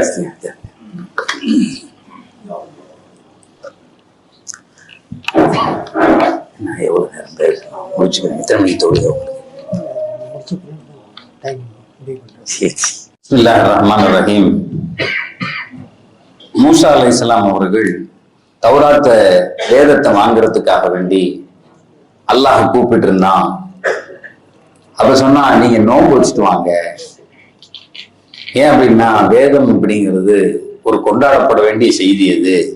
அதனால நீங்க சும்மா வரக்கூடாது, ஒரு 30 நாளைக்கு நோன்பு வைங்கன்னா. மூசா அலைஹிஸ்ஸலாம் ஒரு 30 நாள் நோன்பு பிடித்தார்கள். 30வது நாள் முடிச்சுட்டு அடுத்த நாள் அந்த நம்ம எல்லாம் பெருநாள்னு சொல்ற மாதிரி அன்னைக்கு வேதத்தை வாங்குறதுக்கு ரொம்ப அழகா கிளம்பி போயிட்டாங்க.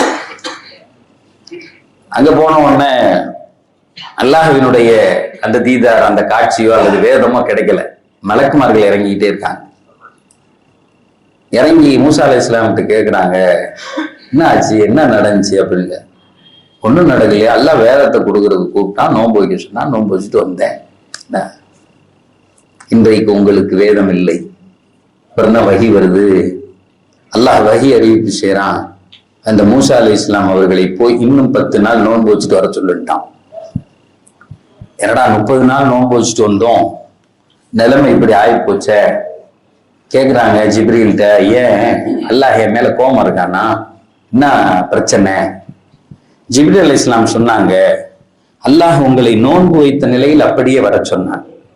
நீங்கள் அல்லாஹ்வை பார்க்கணுங்கிறதுக்காக வேண்டி எந்திரிச்சு குளிச்சு பல்ல தேய்ச்சிட்டு வந்தீங்க, அது அல்லாஹ்வுக்கு பிடிக்கலன்னா. وَوَعَدْنَا مُوسَى 30 لَيْلَةً وَأَتْمَمْنَاهَا بِعَشْرٍ. 30 நாட்கள் நோன்பு வைத்து வாருங்கள் என்று வாக்குறுதியை தந்திருந்தோம். ஆனால் மூசா பிரஷ் பண்ணிட்டார்.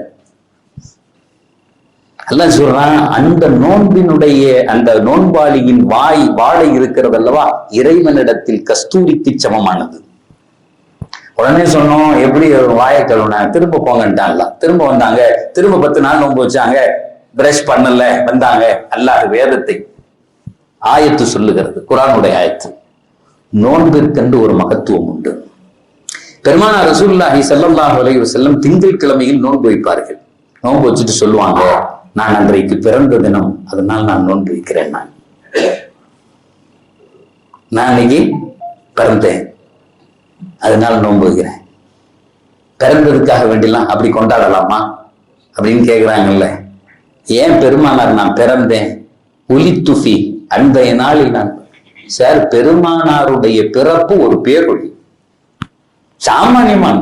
அது நிகழ்கிற போது இந்த உலகத்தினுடைய சாம்ராஜ்யங்கள் அடித்து நொறுக்கப்பட்டதாக வரலாறு வருகிறது. அந்த ரோமேனிய பேரரசினுடைய விளக்கு அணைந்தது. அங்க அவனை பார்த்தா அங்க பைசந்திய பேரரசு, அங்க இருக்கிற ஈரானிய பேரரசு எல்லாம் அங்க மேல உள்ள விளக்கு சாய்ந்தது, கோபுரங்கள் சாய்ந்தது. அவர்கள் இதையெல்லாம் பெருமாதமாக நினைத்து வைத்திருந்தார்களோ, பெருமானார் பிறந்த அத்தனை சாய்ந்துச்சு. அணையாத நெருப்பு அணைந்தது. எம்பெருமானார் பிறக்கிற போது அல்லாஹ் உலகத்தை ஷீல்டு பண்ணிட்டான். அது ஒரு பேரொழியாக அல்லாஹு தஆலா பிறக்க வச்சான். பெருமானார் சொன்னாங்க, அல்லாஹ் என்னை பேரொழியாக, இந்த உலகத்தினுடைய ஒரு பெரும் வழிகாட்டியாக அல்லாஹிடம். அதை கொண்டாடாம நான் என்ன செய்யறது? கொண்டாடுறதுக்கு கேக்கு வெட்டுறோம். ஆனால் இஸ்லாம் அறிமுகப்படுத்துகிறது பட்டினி கிடங்குது. அந்த வாயினுடைய வார்த்தை இறைவனுக்கு அந்த வாசம் பிடிக்கிறது அப்படிங்கிறது. நான் சொல்றது, இதுவரையும் நாம் ரமலானை புரிந்திருந்த நிலை வேறு. காலையில சகர் சாப்பிடணும், சாயங்காலம் வடை சாப்பிடணும், முடியாட்டியும் கூட வீட்டுக்காரி எப்படியாவது கஞ்சி காய்ச்சின்னு சொல்லணும், அவளை ஒரு கஞ்சியை காய்ச்சணும், இப்படி நம்ம புரிந்து வச்சிருந்தது. மார்க்கம் அதை தலைகீழாக காட்டுகிறது. நீ நோன்பு வைப்பதை எதற்கு தெரியுமா? குர்ஆனை கொண்டாடுவதற்குங்கிறான்ல. அப்ப இந்த நோன்பு அப்படிங்கிறது பகலும் இரவும் என்னிடத்திலே முழுக்க முழுக்க குர்ஆன் இருக்கணும். அதனாலதான் தராவீஹ் ஏற்படுத்தப்பட்டது. குர்ஆனை கேளுங்கிறாங்க. முழு தராவீஹ் எந்த பள்ளியிலே தொழுகிறோமோ முழுசா குர்ஆன் நாம் கேட்கறதுக்கு ஒரு வாய்ப்பு, ஓத முடியாட்டி கூட கேட்கறதுக்கு ஒரு வாய்ப்பு. நான் துபாயில இருக்கும்போது ஒவ்வொரு பள்ளியா போவோம் இந்த குர்ஆனை கேட்கறதுக்கு. விதவிதமா ஓதுவாங்க. இந்த ஷார்ஜால ஒரு ஸ்டேடியம் இருக்கும், அந்த ஸ்டேடியத்துக்கு பக்கத்துல ஒரு பள்ளி இருக்கும், சாலிஹ் புகாத்திர் அப்படின்னு அவருடைய நிறைய பாடல்கள் யூடியூப்ல அல்லது அவருடைய கிராத் இருக்கும். இப்ப இங்கிருந்து ஆரம்பிச்சு அந்த ரோடு வரையும் நிற்பாங்க கூட்டம். அந்த சர்ச் இருக்குல்ல ரோடு, அவ்வளவு தூரம் ஃபுல் பிளாக் பண்ணிடுவான். அந்த கூட்டம் கலைகிறதுக்கு 1 மணி நேரம் ஆகும். அந்த முன்னாடி வரணும்னா நோன்பு திறந்துட்டு அங்க உட்கார்ந்தா மட்டும்தான் பள்ளிக்குள்ள இருக்க முடியும், இல்லைன்னா ரோட்ல இருப்பான். அந்த சர்ச் பக்கத்துல நின்று திறந்துருக்கோம் நாங்க. அவருக்கு பின்னாடி அவ்வளவு தூரம் மைக் கட்டியிருப்பான். காரு எங்கேயாவது கொண்டு போய் காரை சொருவிட்டு தான் வருவோம். ஆனா அவர் பின்னாடி அவரு அந்த தொழுது தராவீஹ் முடித்து விட்டு முடிச்சுட்டு எந்திரிக்கும் போது அப்ப தோணும், இன்னொரு 10 ரக்காயத்து தொழுக மாட்டாரு அவரு, இன்னொரு 10 ரக்காயத்து தொழுது போயிடலாமே.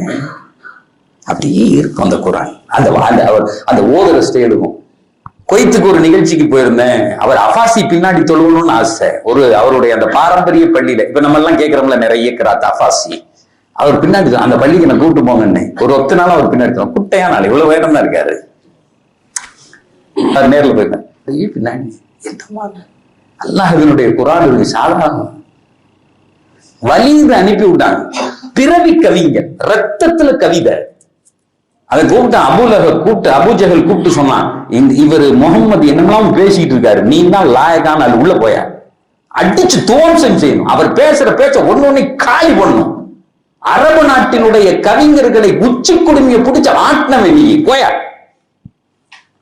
வலி. இது அதே கர்வத்தோட அப்படியே போகிறான். பிறவி கவிஞன், உருவானவன் அல்ல, பிறவி கவிஞன். உள்ள போய்காங்க என்னமோ சொல்லிடலாம் சொல்லி. தந்தை இல்லாத ஒரு பெருமானார், அவங்களுடைய பார்வையே வித்தியாசமான பையன். நம்ம இவர் என்னத்தை பெருசா படிக்காத ஆள், நான் யாரு போதும். சில ஹதீசுகள்ல மாறி மாறி வருது. நாயகம் ஸல்லல்லாஹு அலைஹி வஸல்லம் சூரத்து தாஹா ஓதுனாங்க வருது. பெருமானார் தாஹா மா அன்ஸல்னா அலைக்கல் குர்ஆன லிதஷ்கா. தாஹா இப்படி சொன்ன உடனே அவன் ஆஹான்னா என்னமோ மா அன்ஸல்னா அலைக்கல் அப்படி ஓதிக்கிட்டே இருக்காங்க. ரசூலுல்லாஹ் கண்லேன்னு தண்ணி ஊத்திக்கிட்டே இருக்கு. அவன் சொல்றான், மாஹாதா கவுலுல் பஷர், இது மனித வார்த்தையில போதும் போதும், ஹஸ்புக் யா முஹம்மது ஹஸ்புக், போதும், என்னால தாங்க முடியல, இது மனித வார்த்தை அல்ல. என்ன பேசுற, உனக்கு இதெல்லாம் யார் சொல்லி தந்தா, நீ படிக்கவே இல்லையே, யார் சொல்லி தந்தா, போதும் போதும் போதும் அப்படின்ட்டு அப்படியே உட்கார்ந்து அழுகுறான் குர்ஆனை கேட்டு. சார், அந்த உள்ளத்துக்கு கவிதை என்னன்னு தெரியும், அகமியம் தெரியும், புரிதல் இருந்தது, அறிதல் இருந்தது, மண்டிட்டாங்க. தலையை கீழே போட்டாங்க. நம்ம குர்ஆன் என்னன்னு புரியல, என்னமோன்னு பறக்கத்துக்கு வீட்டுல கொண்டு போய் வச்சுக்கிறது. இந்த உலகத்தினுடைய மஜ்ரத்தாரி வரலாற்றின் தலையெழுத்ததை மாற்றியது அல்லாஹ்வினுடைய இந்த நுபுவத்தினுடைய வார்த்தைகள், இந்த வேத வார்த்தைகள். சும்மா இல்ல, நம்ம கையில குடிக்கிறோம்னா அதுக்கு பயப்படணும், அதுக்கு எனக்கு தகுதி இருக்கான்னு பார்க்கணும். பேசி முடிச்சுட்டு வெளியே வந்துட்டான். அபூ ஜஹல் இருக்கானே, பயங்கரமான அறிவாளி, லீடர்லே பெரிய, அவனுக்கு பேரு Abul ஹிகம், the father of intellect அப்படின்னு இருப்பான், இன்டெலெக்சுவல். அவனுக்கு அசல் பேர் அபூ ஜஹல் அல்ல, அபுல் ஹிகம், அறிவாளிகளின் தந்தைன்னு பேரு. அப்படி அண்டால அப்படி வலியுது, இப்படி கிளம்பி வெளியே வர்றாரு. பார்த்த உடனே சொல்லிட்டான், பார்த்த உடனே சொன்னான், வலிது போன முகத்தோடு வரவில்லை, முகம் மாறி வருகிறார்னா. பேசவே இல்லை, வலிதுட்ட பேசவே இல்லை. அதுக்கு முன்னாடி சொன்னான் முகம் மாறி வருகிறார் வலீத். வலீதே என்னன்னு கேட்டான், அவர் பேசவே இல்லை, பேசாம போனான். இங்க வா, போன அனுப்பி விட்ட காரியம் என்னாச்சு, எங்களுக்கு பதில் சொல். அனுப்பி விட்ட காரியம் என்னாச்சு? அழகா ஒரு உரையை நிகழ்த்துறார், அவர் பயங்கரமா பேசுறார். இன்னஹு யுஅலா வலா யுஅலா அலை, அவர் சொல்றார் இன்னலஹு லஹலாவா. இந்த படிக்கும் போதெல்லாம் எனக்கு சந்தோஷமா இருக்கு இந்த வார்த்தை. இல்லை, ஒரு குர்ஆனை பத்தி ஒரு மறுப்பாளன் எப்படி பேசுறான் பாரு, எப்படி பேசுறான் பாரு. இன்னலஹு லஹலாவா, அது திருநெல்வேலி அல்வாடான்னா, ஹலாவா அப்படின்னு சொன்னா அல்வான்னு அர்த்தம். இன்னலஹு லஹலாவா, அந்த முகம்மது என்ன பேச்சு பேசிட்டார், என் உடம்பு முழுக்க அந்த வார்த்தை ஓடுகிறது. அவன் சொன்னான், என்னால் அதை இன்னும் கடந்து போக முடியல சார். ஒரு ஏதாவது ஒரு பெரிய ஒரு எக்ஸ்கர்ஷன், ஒரு ஊட்டியில அல்லது கொடைக்கானல் அப்படி போய் நின்றுட்டு ஒரு இடத்த என்ன என் வாழ்க்கையில நான் அப்படி சொல்லுவோம்ல, அப்படியே சொன்னான். இன்னலஹு லஹலாவா வ இன்ன அலைஹி லதலாவா. ஒரு தடவை கேட்டான்னா குப்புற விழுந்துருவான்டான்னா. இன்ன அலைஹி லதலாவா இன்னஹு முஸீருன் நகலா வ முகதகுன் அஸ்ஃபலு. அப்படி பயங்கரமா பேசுறான். அதனுடைய மேற்பகுதி பூக்களால் நிறைந்து பழங்களால் அப்படியே சொரிந்து கிடக்கிற ஒரு மரத்திற்கு ஒப்பானது. அதனுடைய அடிப்பகுதியோ வேர் கீழே பிடித்து அப்படியே நிற்கிற மரத்திற்கு ஒப்பானது. அதை எவன் பார்த்தாலும் அந்த மரத்துக்கு பக்கத்துல போவான், அந்த தொட்டு தடவி பார்ப்பான், அந்த பூக்களை தடவி பார்ப்பானே. அவர் கடைசியா சொன்னான், இன்னஹு யுலா வலா யுலா அலை. அபுல் ஹக்கமே, அபூ ஜஹலே, உனக்கு சொல்லிக் கொள்கிறேன், அவர் பேசிய வார்த்தைகள் தான் என்றைக்கும் மேலே போகுமே தவிர நீ என்ன வேலை செஞ்சாலும் நீ தான் கீழே போட்டு போயிட்டான். யார சொல்லலாம், எப்படி ஒரு வார்த்தை அல்லாஹ் எங்களுக்கு தந்திருக்கிறார். வரலாறில் எழுதுவார்கள், ஒரு இறைமறுப்பாளன் சொன்ன வார்த்தை. அப்ப அல்லாஹ் சொல்லுகிறான், இந்த வேதத்தை கொண்டாடணும்.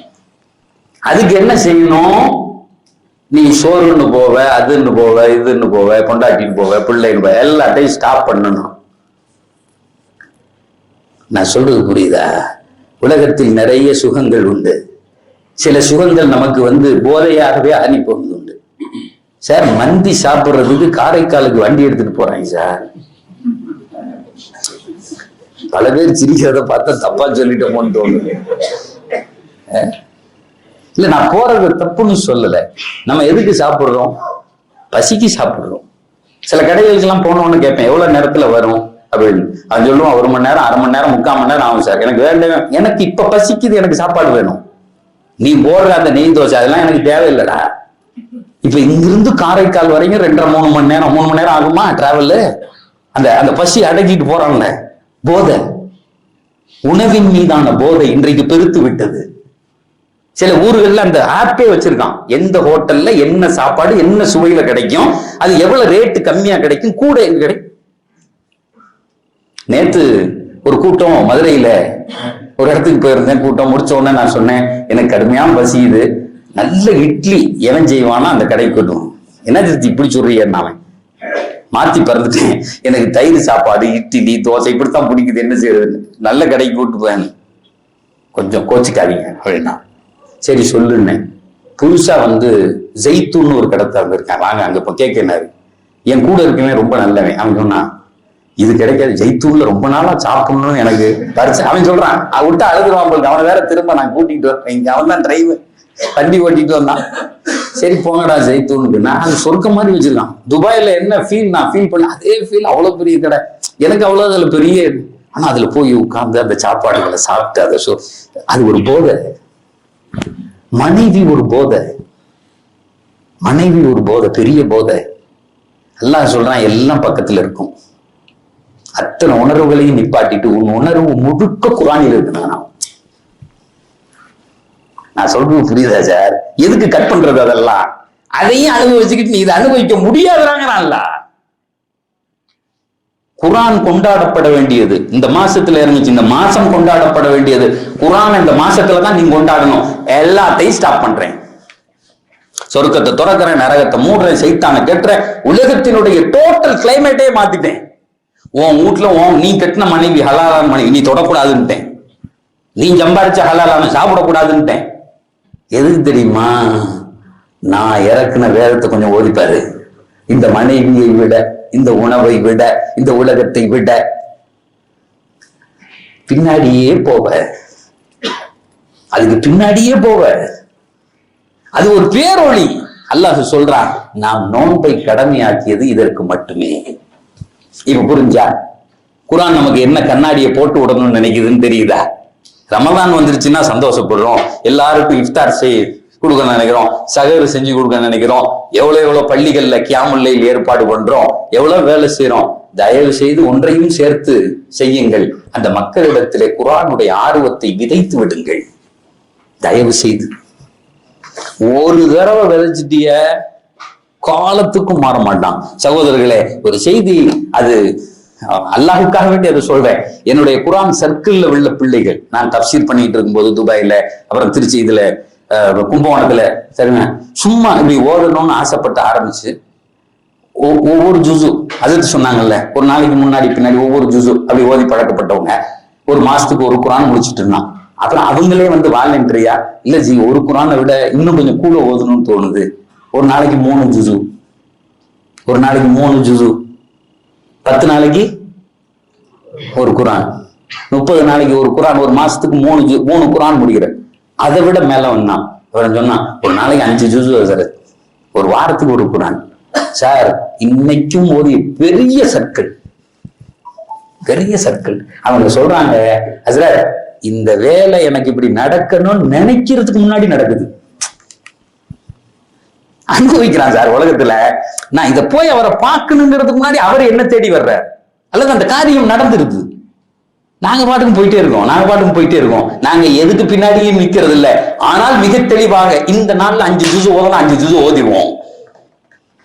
ஒரு வாரத்துக்கு ஒரு குர்ஆன். ரொம்ப ரொம்ப நிம்மதி அல்லாஹ் இங்க வச்சிருக்கான். எந்த குறையும் எங்களுக்கு இல்ல. குறை இல்லாதது மட்டுமல்ல, எங்கள் வாழ்க்கையில் கொடுத்திருக்கிற அத்தனையும் அனுபவிக்கிறோம். நாங்க எங்க பிள்ளைகளுடைய அந்த செய்தி என்னைக்குதான் நாங்க புரிகிறோங்கிற. உங்களால முடியும், உங்களால முடியும். ஒன்னே ஒண்ணுதான், ஒரு எண்ணம், நான் இனி இந்த பாதையில் மாற வேண்டும். ஓதி பாருங்க, அப்புறம் என்ன இருக்குன்னு அதுக்குள்ள தெரியும். இது குர்ஆன் கொண்டாடப்பட வேண்டும். உங்க இன்னைக்கு பெண்கள் வரல, பெண்கள் வந்திருந்தா இன்னும் நல்ல அழகா இருந்திருக்கும்.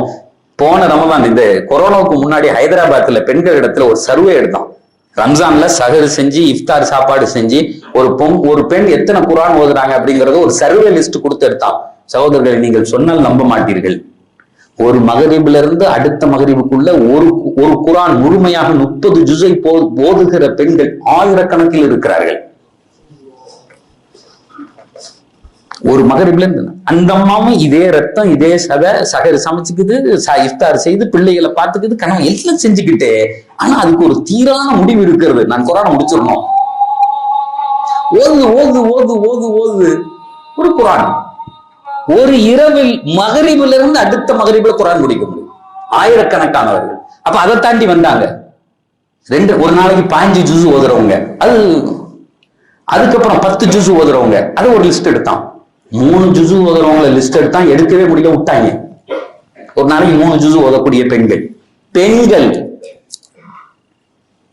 எனக்கு இன்னும் நல்ல எக்ஸ்பீரியன்ஸ் உண்டு. நான் இந்த குர்ஆன் கிளாஸ் நடக்கும்போது துபாயில ஒரு பெரிய கூட்டம் உட்கார்ந்தா கேட்பேன், உங்களை எத்தனை பேருக்கு ஓத தெரியும் அப்படின்னு கேட்டா 100 பேர்ல 10 பேர் கை தூக்குவான், 90 பேர் கை கீழே விடுவான்.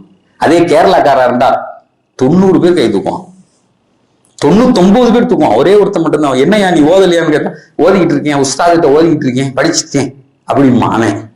ஆனா நம்மாடு 90, இப்ப பாதி கையெல்லாம் தூக்குவான், அரைக்கை முக்காக்கை.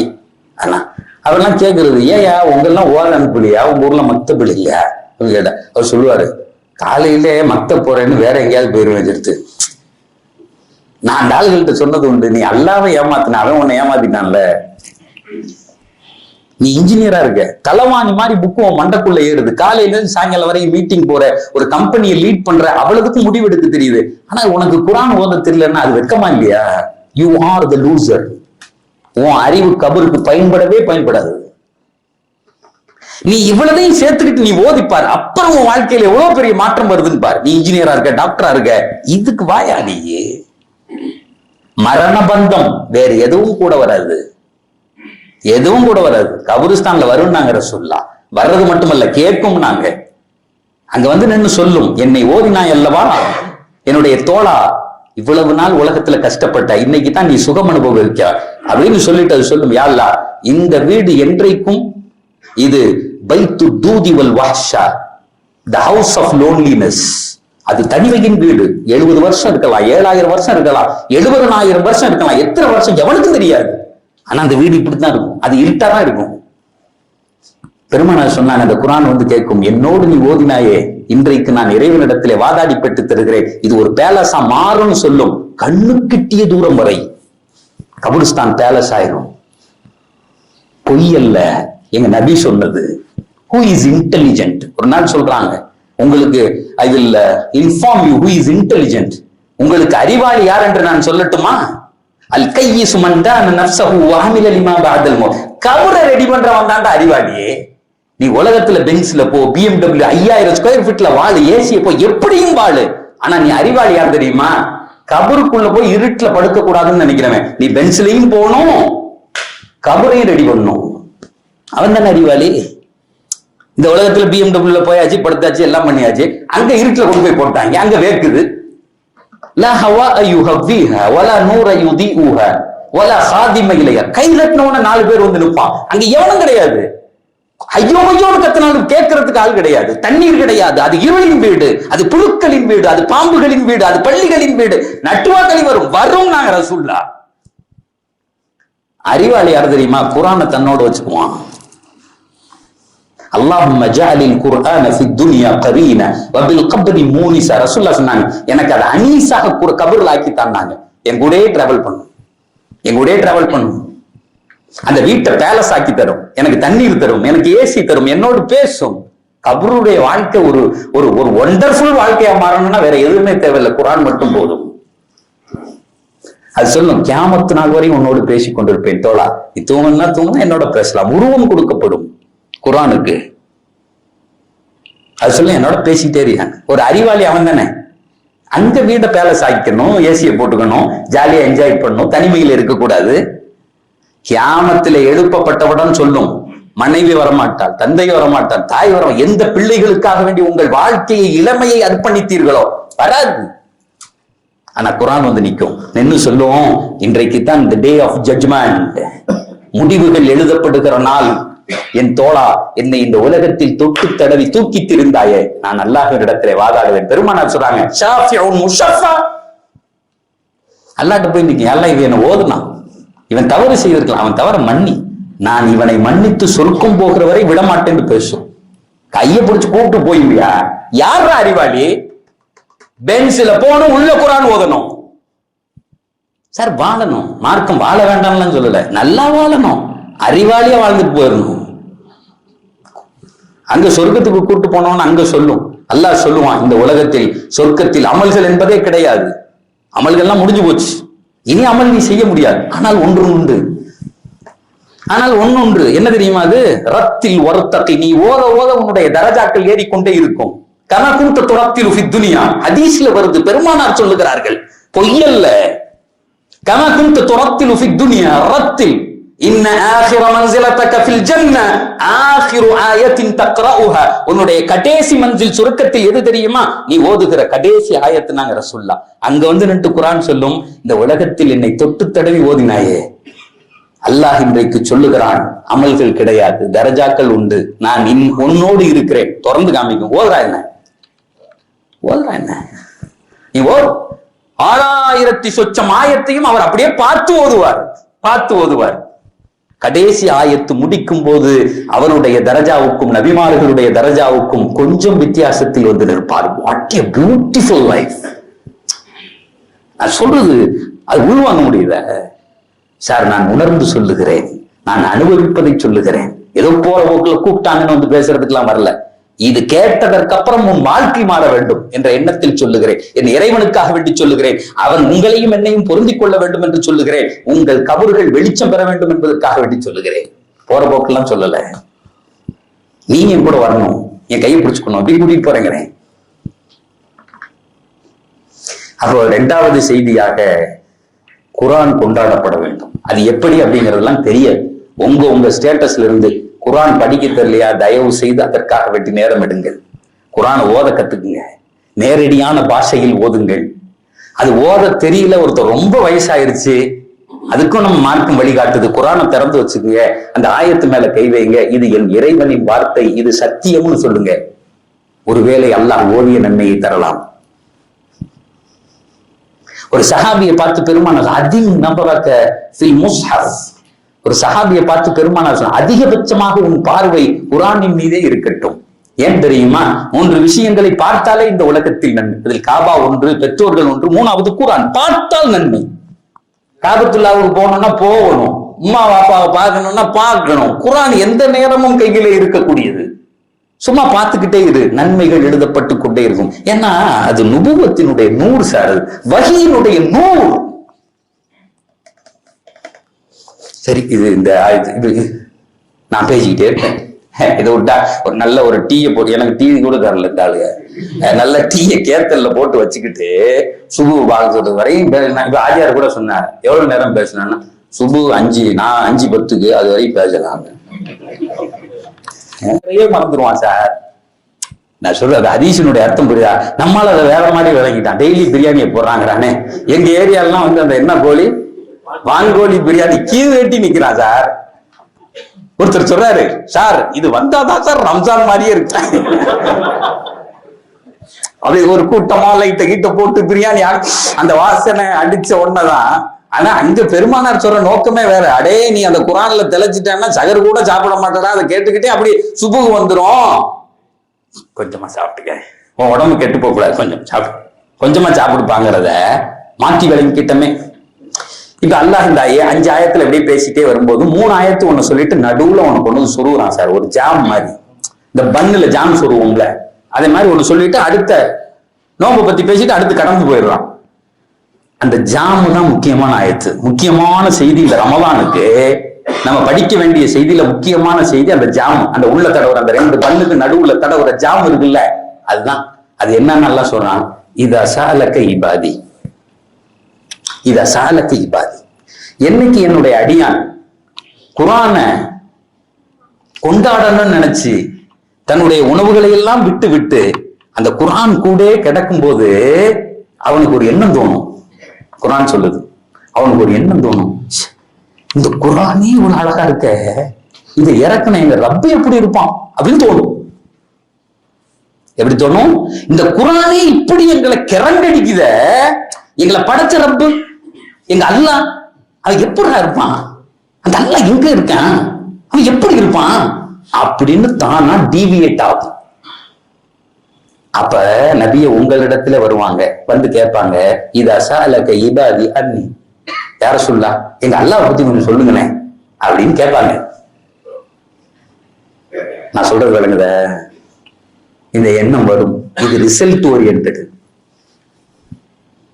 இது ரிசல்ட் ஓரியன்டட். இந்த எண்ணம் வரும் என்றைக்கு முழுமையாக ரமலானை அனுபவிக்கிறோமோ குர்ஆனின் வழியாக, உடனே கேட்பான் எங்க அல்லாஹ் எங்கதான் இருப்பான்னு கேட்பான்.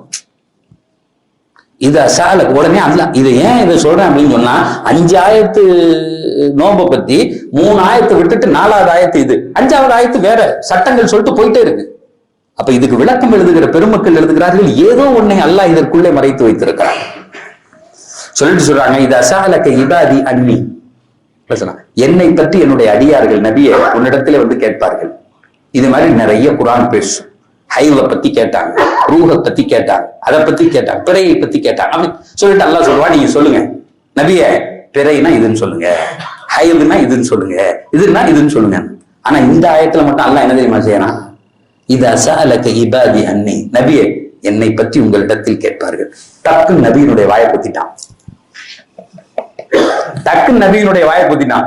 நீங்க பதில் சொல்ல வேணாம், நான் சொல்றேன் பாரு. இன்னி கரீப், நபி சொல்ற அளவுக்கு கூட லேட் இல்ல. I am very near to you, நான் ரொம்ப பக்கத்துல இருக்கேன். அடியானே, இந்த சூழல் வரும்போது உன் மனம் அதை நோக்கி திரும்பும். இதா சாலக இபாதி அன்னி ஃபஇன்னி கரீப் ஃபஇன்னி கரீப் ஃபஇன்னி கரீப். எந்த அல்லாஹ் வானத்துல இருக்கானோ நம்ம சிரமத்தை இவன் நீக்குவானோ இல்லையே, எப்படி கூப்பிடுறது, அல்லாஹ் எங்க இருக்கான் எப்படி அப்படின்னு பேசிட்டு இருக்கிய. நான் ரொம்ப பக்கத்துல இருக்கேன்டா. சரி, நான் இருக்கேங்கிறத நீ தெரிஞ்சுக்கணுமா? அல்லாஹ் இருக்கான் அல்லாஹ் இருக்கான்னு உலகத்துல எல்லாருமே சொல்றாங்கல்ல, இருக்கேங்கிறத தெரிஞ்சுக்கணுமா? ஃபஇன்னி கரீப் உஜீபு தஅவத தாஇ இதா தான், என்னை கூப்பிட்டால் நான் பதில் சொல்வேன், நீ கூப்பிட்டு பாருங்கறான். நான் சொல்றது புரியுத? அவர்கிட்ட சொல்லி அஜர்த்திட்ட சொல்லி அங்க சொல்லி இங்க சொல்லி அப்ளிகேஷனே தேவையில்லை. நீ நடுக்காட்டுல இருந்தாலும் அங்க நின்று எல்லா அப்படின்னு கூப்பிட்டு பாரு, உடனே நான் பதில் சொல்லுவேன். சொல்றது மட்டுமல்ல, நான் சொல்லுவதை நீ உணரவும் செய்வாய். இதுக்குதான் சார் அந்த ரமலானுடைய அவுட்புட் சார். இது நோன்பு வைக்கணும், குர்ஆனை கொண்டாடணும், அல்லாஹ்வை கூப்பிட்டு பாருங்க, அவனோடு பேசி பாருங்கள். நான் துஆவை சொல்லல, பேசி பாருங்கள்.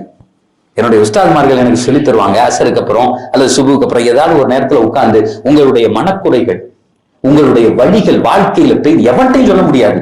2 விஷயம் தான் உலகத்துல, 2 விஷயம் தான். நீங்க யார்கிட்ட போய் சொன்னாலும், ஒண்ணு அதை கேட்கவே சட்டை பண்ண மாட்டான், அது என்ன அறுக்கிறான் காலையில சாவடிக்கிறான் இருந்தாலும் வந்துருவான், அல்லது என்ஜாய் பண்ணுவான். ஆட்னல்ல அவனை என்ன ஆட்டம் போட்டான் பாடுறான், இன்னைக்கு பாடுறான் அப்படின்னு அடுத்தவட்ட போய் சொல்லுவான், மாட்டிக்கிட்டான்ல படுவான். வேணுமியா இவன்லாம் இது நடக்காட்டி அப்படின்னு நம்ம எவன்ட்ட வருத்தத்தை சொல்ல போனோமோ நம்ம வருத்தத்தை வச்சு அவன் கொண்டாட்டம் போட்டுட்டு இருப்பான். இந்த 2 தடவை 3வது இல்லவே இல்லை. ஆனா அல்லாஹ் சொல்றான், ஏன்ட்ட சொல்றான், நான் கேட்கிறேங்கிறான். உன்னுடைய வழிகள் யார்கிட்டையும் சொல்ல முடியாது இந்த உலகத்துல, ஏன்ட்ட சொல்லு, I am ready to listen. சும்மா கொஞ்சம் சொல்லித்தான் பாரு. ஒரு நாளைக்கு பள்ளியாசல்ல வந்து உட்கார்ந்து, யாரெல்லாம் என் வாழ்க்கையில என்ன இதெல்லாம், என்னுடைய வழிகள், சிரமங்கள், பெயின்கள் கொட்டு, என்னுடைய சந்தோஷங்கள், நீ என் வாழ்க்கையில் வைத்திருக்கிற அழகுகள், என்னை வைத்து அழகு பார்க்கிற இடங்கள் சொல்லு.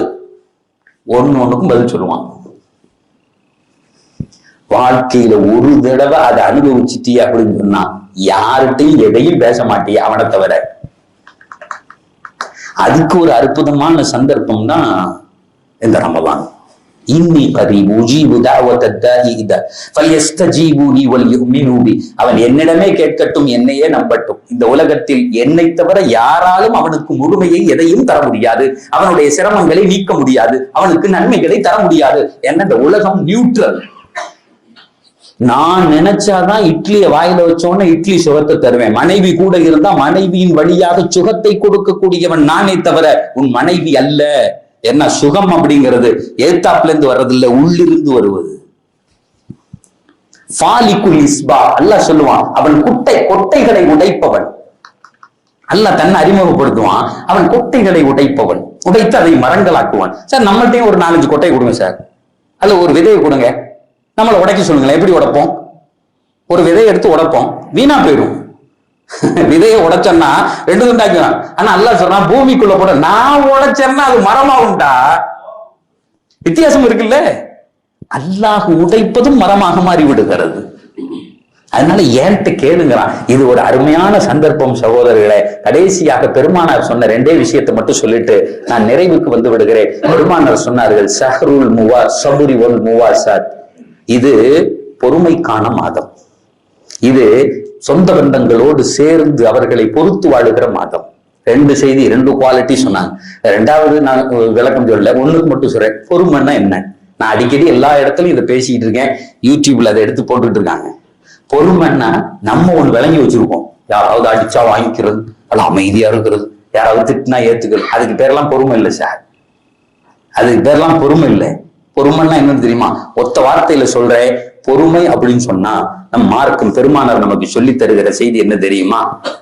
தேங்காய் மரத்தை நம்ம நட்டு வச்சோம் அப்படின்னு சொன்னா அது எப்ப காய் காய்க்கும்? 5 வருஷம் ஆகும். வாழை மரத்தை நட்டு வச்சோம்னா அது எப்ப நமக்கு வாழைக்காயை தரும்? 1 மாசம் ஆகுமா? 2 மாசம் ஆகுமா? ஒண்ணுக்கு டியூரேஷன்ஸ் உண்டு. ஒரு மாமரம் வச்சோம்னா ஒரு பெண்ணு குழந்தை உண்டாயிருக்கா 10 மாசம். இந்த மாப்பிள்ளை சொல்றான், டேய் குழந்தை உண்டாயிட்டா அப்படின்னு சொல்லிட்டு சொல்றாங்க. உடனே அவன் சொல்றான், நான் ஜிம்முக்கெல்லாம் போயிருக்கேன், 6 பேக்கோட இருக்கேங்கிறான். இந்த 6 இன்னைக்கு எங்க பசங்களுக்கு அதுதானே 6 பேக்கோட இருக்கேன். என் பொண்டாட்டி அடுத்த மாசமே பிள்ளைய பெக்கணும். கூப்பிடுறான் மாமனார, யோ நான் ஜிம்முக்கு போயிட்டு வந்தவன், லிப்ட் எல்லாம் அடிப்பேன், உன் புள்ள அடுத்த மாசம் மட்டும் புள்ளைய பெக்கல, அடே இந்த மாசம் தானடா டாக்டர் கருவேன்னு, அதெல்லாம் எனக்கு தெரியாது. ஏன்னா என்ன செய்வேன், என்னடா லூசா போச்சு இவனுக்கு,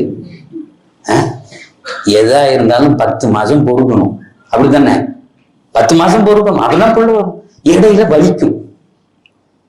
அந்த அம்மா வந்து சொல்லும், வாப்பா வீட்டுல போய், பாப்பா எனக்கு வலி தாங்க முடியல வாப்பா, புள்ள மிதிக்குதுன்னு. அப்பா என்ன செய்வாரு, அல்லா என் பிள்ளைக்கு வலிக்குது, ஏமா டாக்டரை கூட்டி எடுத்துருவோமா அப்படியா சொல்லுவாரு? சிரிப்பாரு, வலிக்குமா எடுத்துக்கணும் சொல்லுவாரா இல்லையா? உம்மாட்ட சொன்னோம்னா அது சொல்லும், 3வது மாசம் அப்படித்தான் இருக்கும், 4வது மாசம் சரியா போயிருப்பாங்க. சார் நான் சொல்றது விளங்குதா என்னன்னு? யாரும் என் பிள்ளைக்கு வலிக்குதுன்னு கையை விட்டு வெளியே எடுக்கிறதோ அல்ல டாக்டரை கூப்பிட்டு வர்றதோ இல்ல, 10 மாசம் பொறுப்பான். சரி, நமக்கு எதெல்லாம் தெரிகிறதோ புள்ள 10 மாசம் கழிச்சு வரும். தென்னை மரம் 5 வருஷம் கழிச்சு தேங்காய் காய்க்கும், மாமரம் 5 வருஷம் கழிச்சு காய்க்கும். அதே மாதிரி வந்து வாழைப்பழம் அது ஒரு மாசம் 6 மாசத்துல காய்க்கும். இதெல்லாம் தெரிஞ்சு வச்சிருக்கோம், பொறுத்துக்கிட்டு இருக்கோம், அப்படித்தானே? பெருமானார் சொன்னாங்க, சபுர்னா என்ன தெரியுமா? நீ தெரியாத விஷயத்தில் பொறுப்பதுன்னாங்க. நான் சொல்றது புரியுத? இது 1 வருஷம் கழிச்சு வருங்க, 10 மாசம் கழிச்சு வருவன பொறுக்கிறல்ல, அதை கொண்டாடுறல்ல, அந்த அம்மாக்கு வலிக்கிறத நீ சிரிக்கிறல்ல. பெருமானார் சொன்னாங்க, சபுர் அப்படின்னா என்ன அர்த்தம் தெரியுமா? சிஸ்டத்தோடு பொருந்தி போவதுன்னாங்க. உனக்கு எதுக்கெல்லாம் டியூரேஷன் தெரியலையோ, காலம் வரலன்னு சந்தோஷமா இருக்கணும். என் நல்லா நிகழ்த்தி காமிப்பான், அதுக்கு பேர் தான் சபுர்.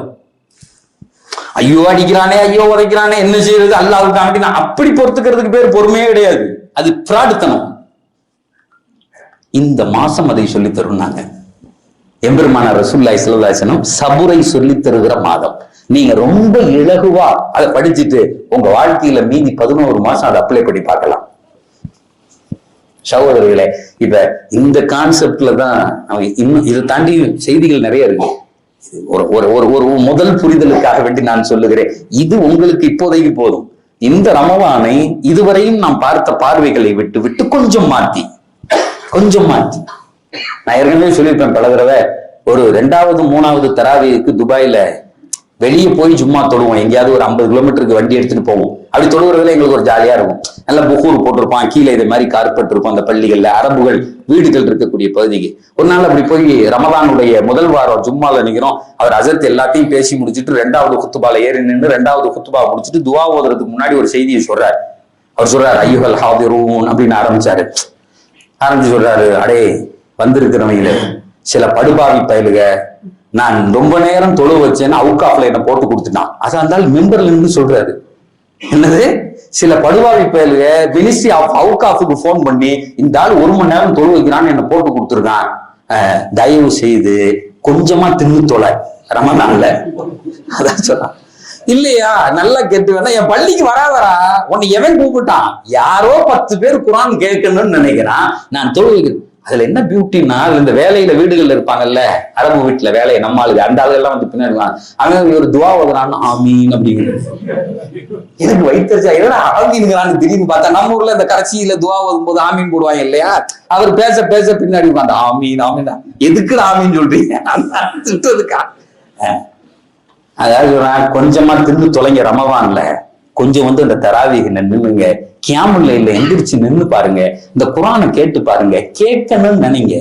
எல்லாம் மொபைல் இவையெல்லாம் சுவிட்ச் ஆஃப் பண்ணி வீட்டுல தூக்கி எரிஞ்சிட்டு, நீ யாராக இருந்தாலும் உலகத்தில் உன்னின்பால் எவனுக்காக ஒருத்தனுக்கு தேவை இருக்கும். நைட்டு 1:30 மணிக்கு கூட அடிப்பான் சார், அவனுக்கு வேலை இருக்கு, அதுக்கெல்லாம் நம்ம பதில் சொல்லிருக்க முடியுமா? நம் வேலை என்ன? மொபைல் அமைக்கி தூக்கி போடு, வந்து அல்லாஹ் நின்று நான் குரானை கேட்கணும்னு கேட்டு பாருங்களேன். அதுல உள்ள இன்பம் லைப்பும் இந்த உலகத்தின் எந்த பொருளும் தர முடியாது. ஆக முதல் செய்தி வெற்றியாளர்களுக்கான அடையாளம். 2வது செய்தி குர்ஆனை கொண்டாடுவதற்காக வேண்டி நோன்பு வைப்பது. மூணாவது செய்தி, நம்ம அல்லாஹ்வை அழைத்து பிராக்டிஸ் பண்ணி பார்க்கிறது. நாலாவது செய்தி, சபுராக இருந்து பார்க்கிறது. இந்த 4 செய்தியையும் இந்த ரமலான் நமக்கு கற்றுத்தந்து விட்டால் நம்மை தவிர வெற்றியாளர்கள், முத்தகீன்கள் வேறு யாரும் இருக்க முடியாது. அல்லாஹ் நம் அத்தனை பேருக்கும் இந்த பயானை கேட்க இருக்கிற உலகத்தில் கேட்காதவர்களுக்கும் அல்லாஹ் இந்த பாக்கியத்தை தந்தருள் புரிவானாக. என்னை அழைத்து பேச வைத்த நிர்வாகத்துக்கு, அது வாட்டுக்கு நேரம் போயிட்டே இருக்கு, இருந்தாலும் நேரத்தை கொடுத்துட்டாங்க. எங்க ஹஜரத்துக்கு இங்க வந்து இவ்வளவு நேரம் அமைதியா உட்காந்து எந்திரிச்சு போவாம தெரியாது. சில பேர் அவர் தாவூத் பாய் வேற வெளியே போய் பாய் போவாது. ஏன் போறாங்க? அவங்களுக்கும் தேவை வரும்போது எப்படி சார் விட்டுட்டு போவான்? எனக்கான வாழ்க்கை மாற்றம் நிகழும் என்று தெரிந்தால் எல்லாத்தையும் தூக்கி போட்டு அதுக்கு பிள்ளைகள் கூட அதற்கு பின்னாடி போகுதுங்க. அல்லாஹ் புரிகிற வாக்கியத்தை தருவானாக. வாசிர் தஅவானா அனில் ஹம்துலில்லாஹி ரப்பில் ஆலமீன். அஸ்ஸலாமு அலைக்கும் வரஹ்மத்துல்லாஹி வபரகாத்துஹு.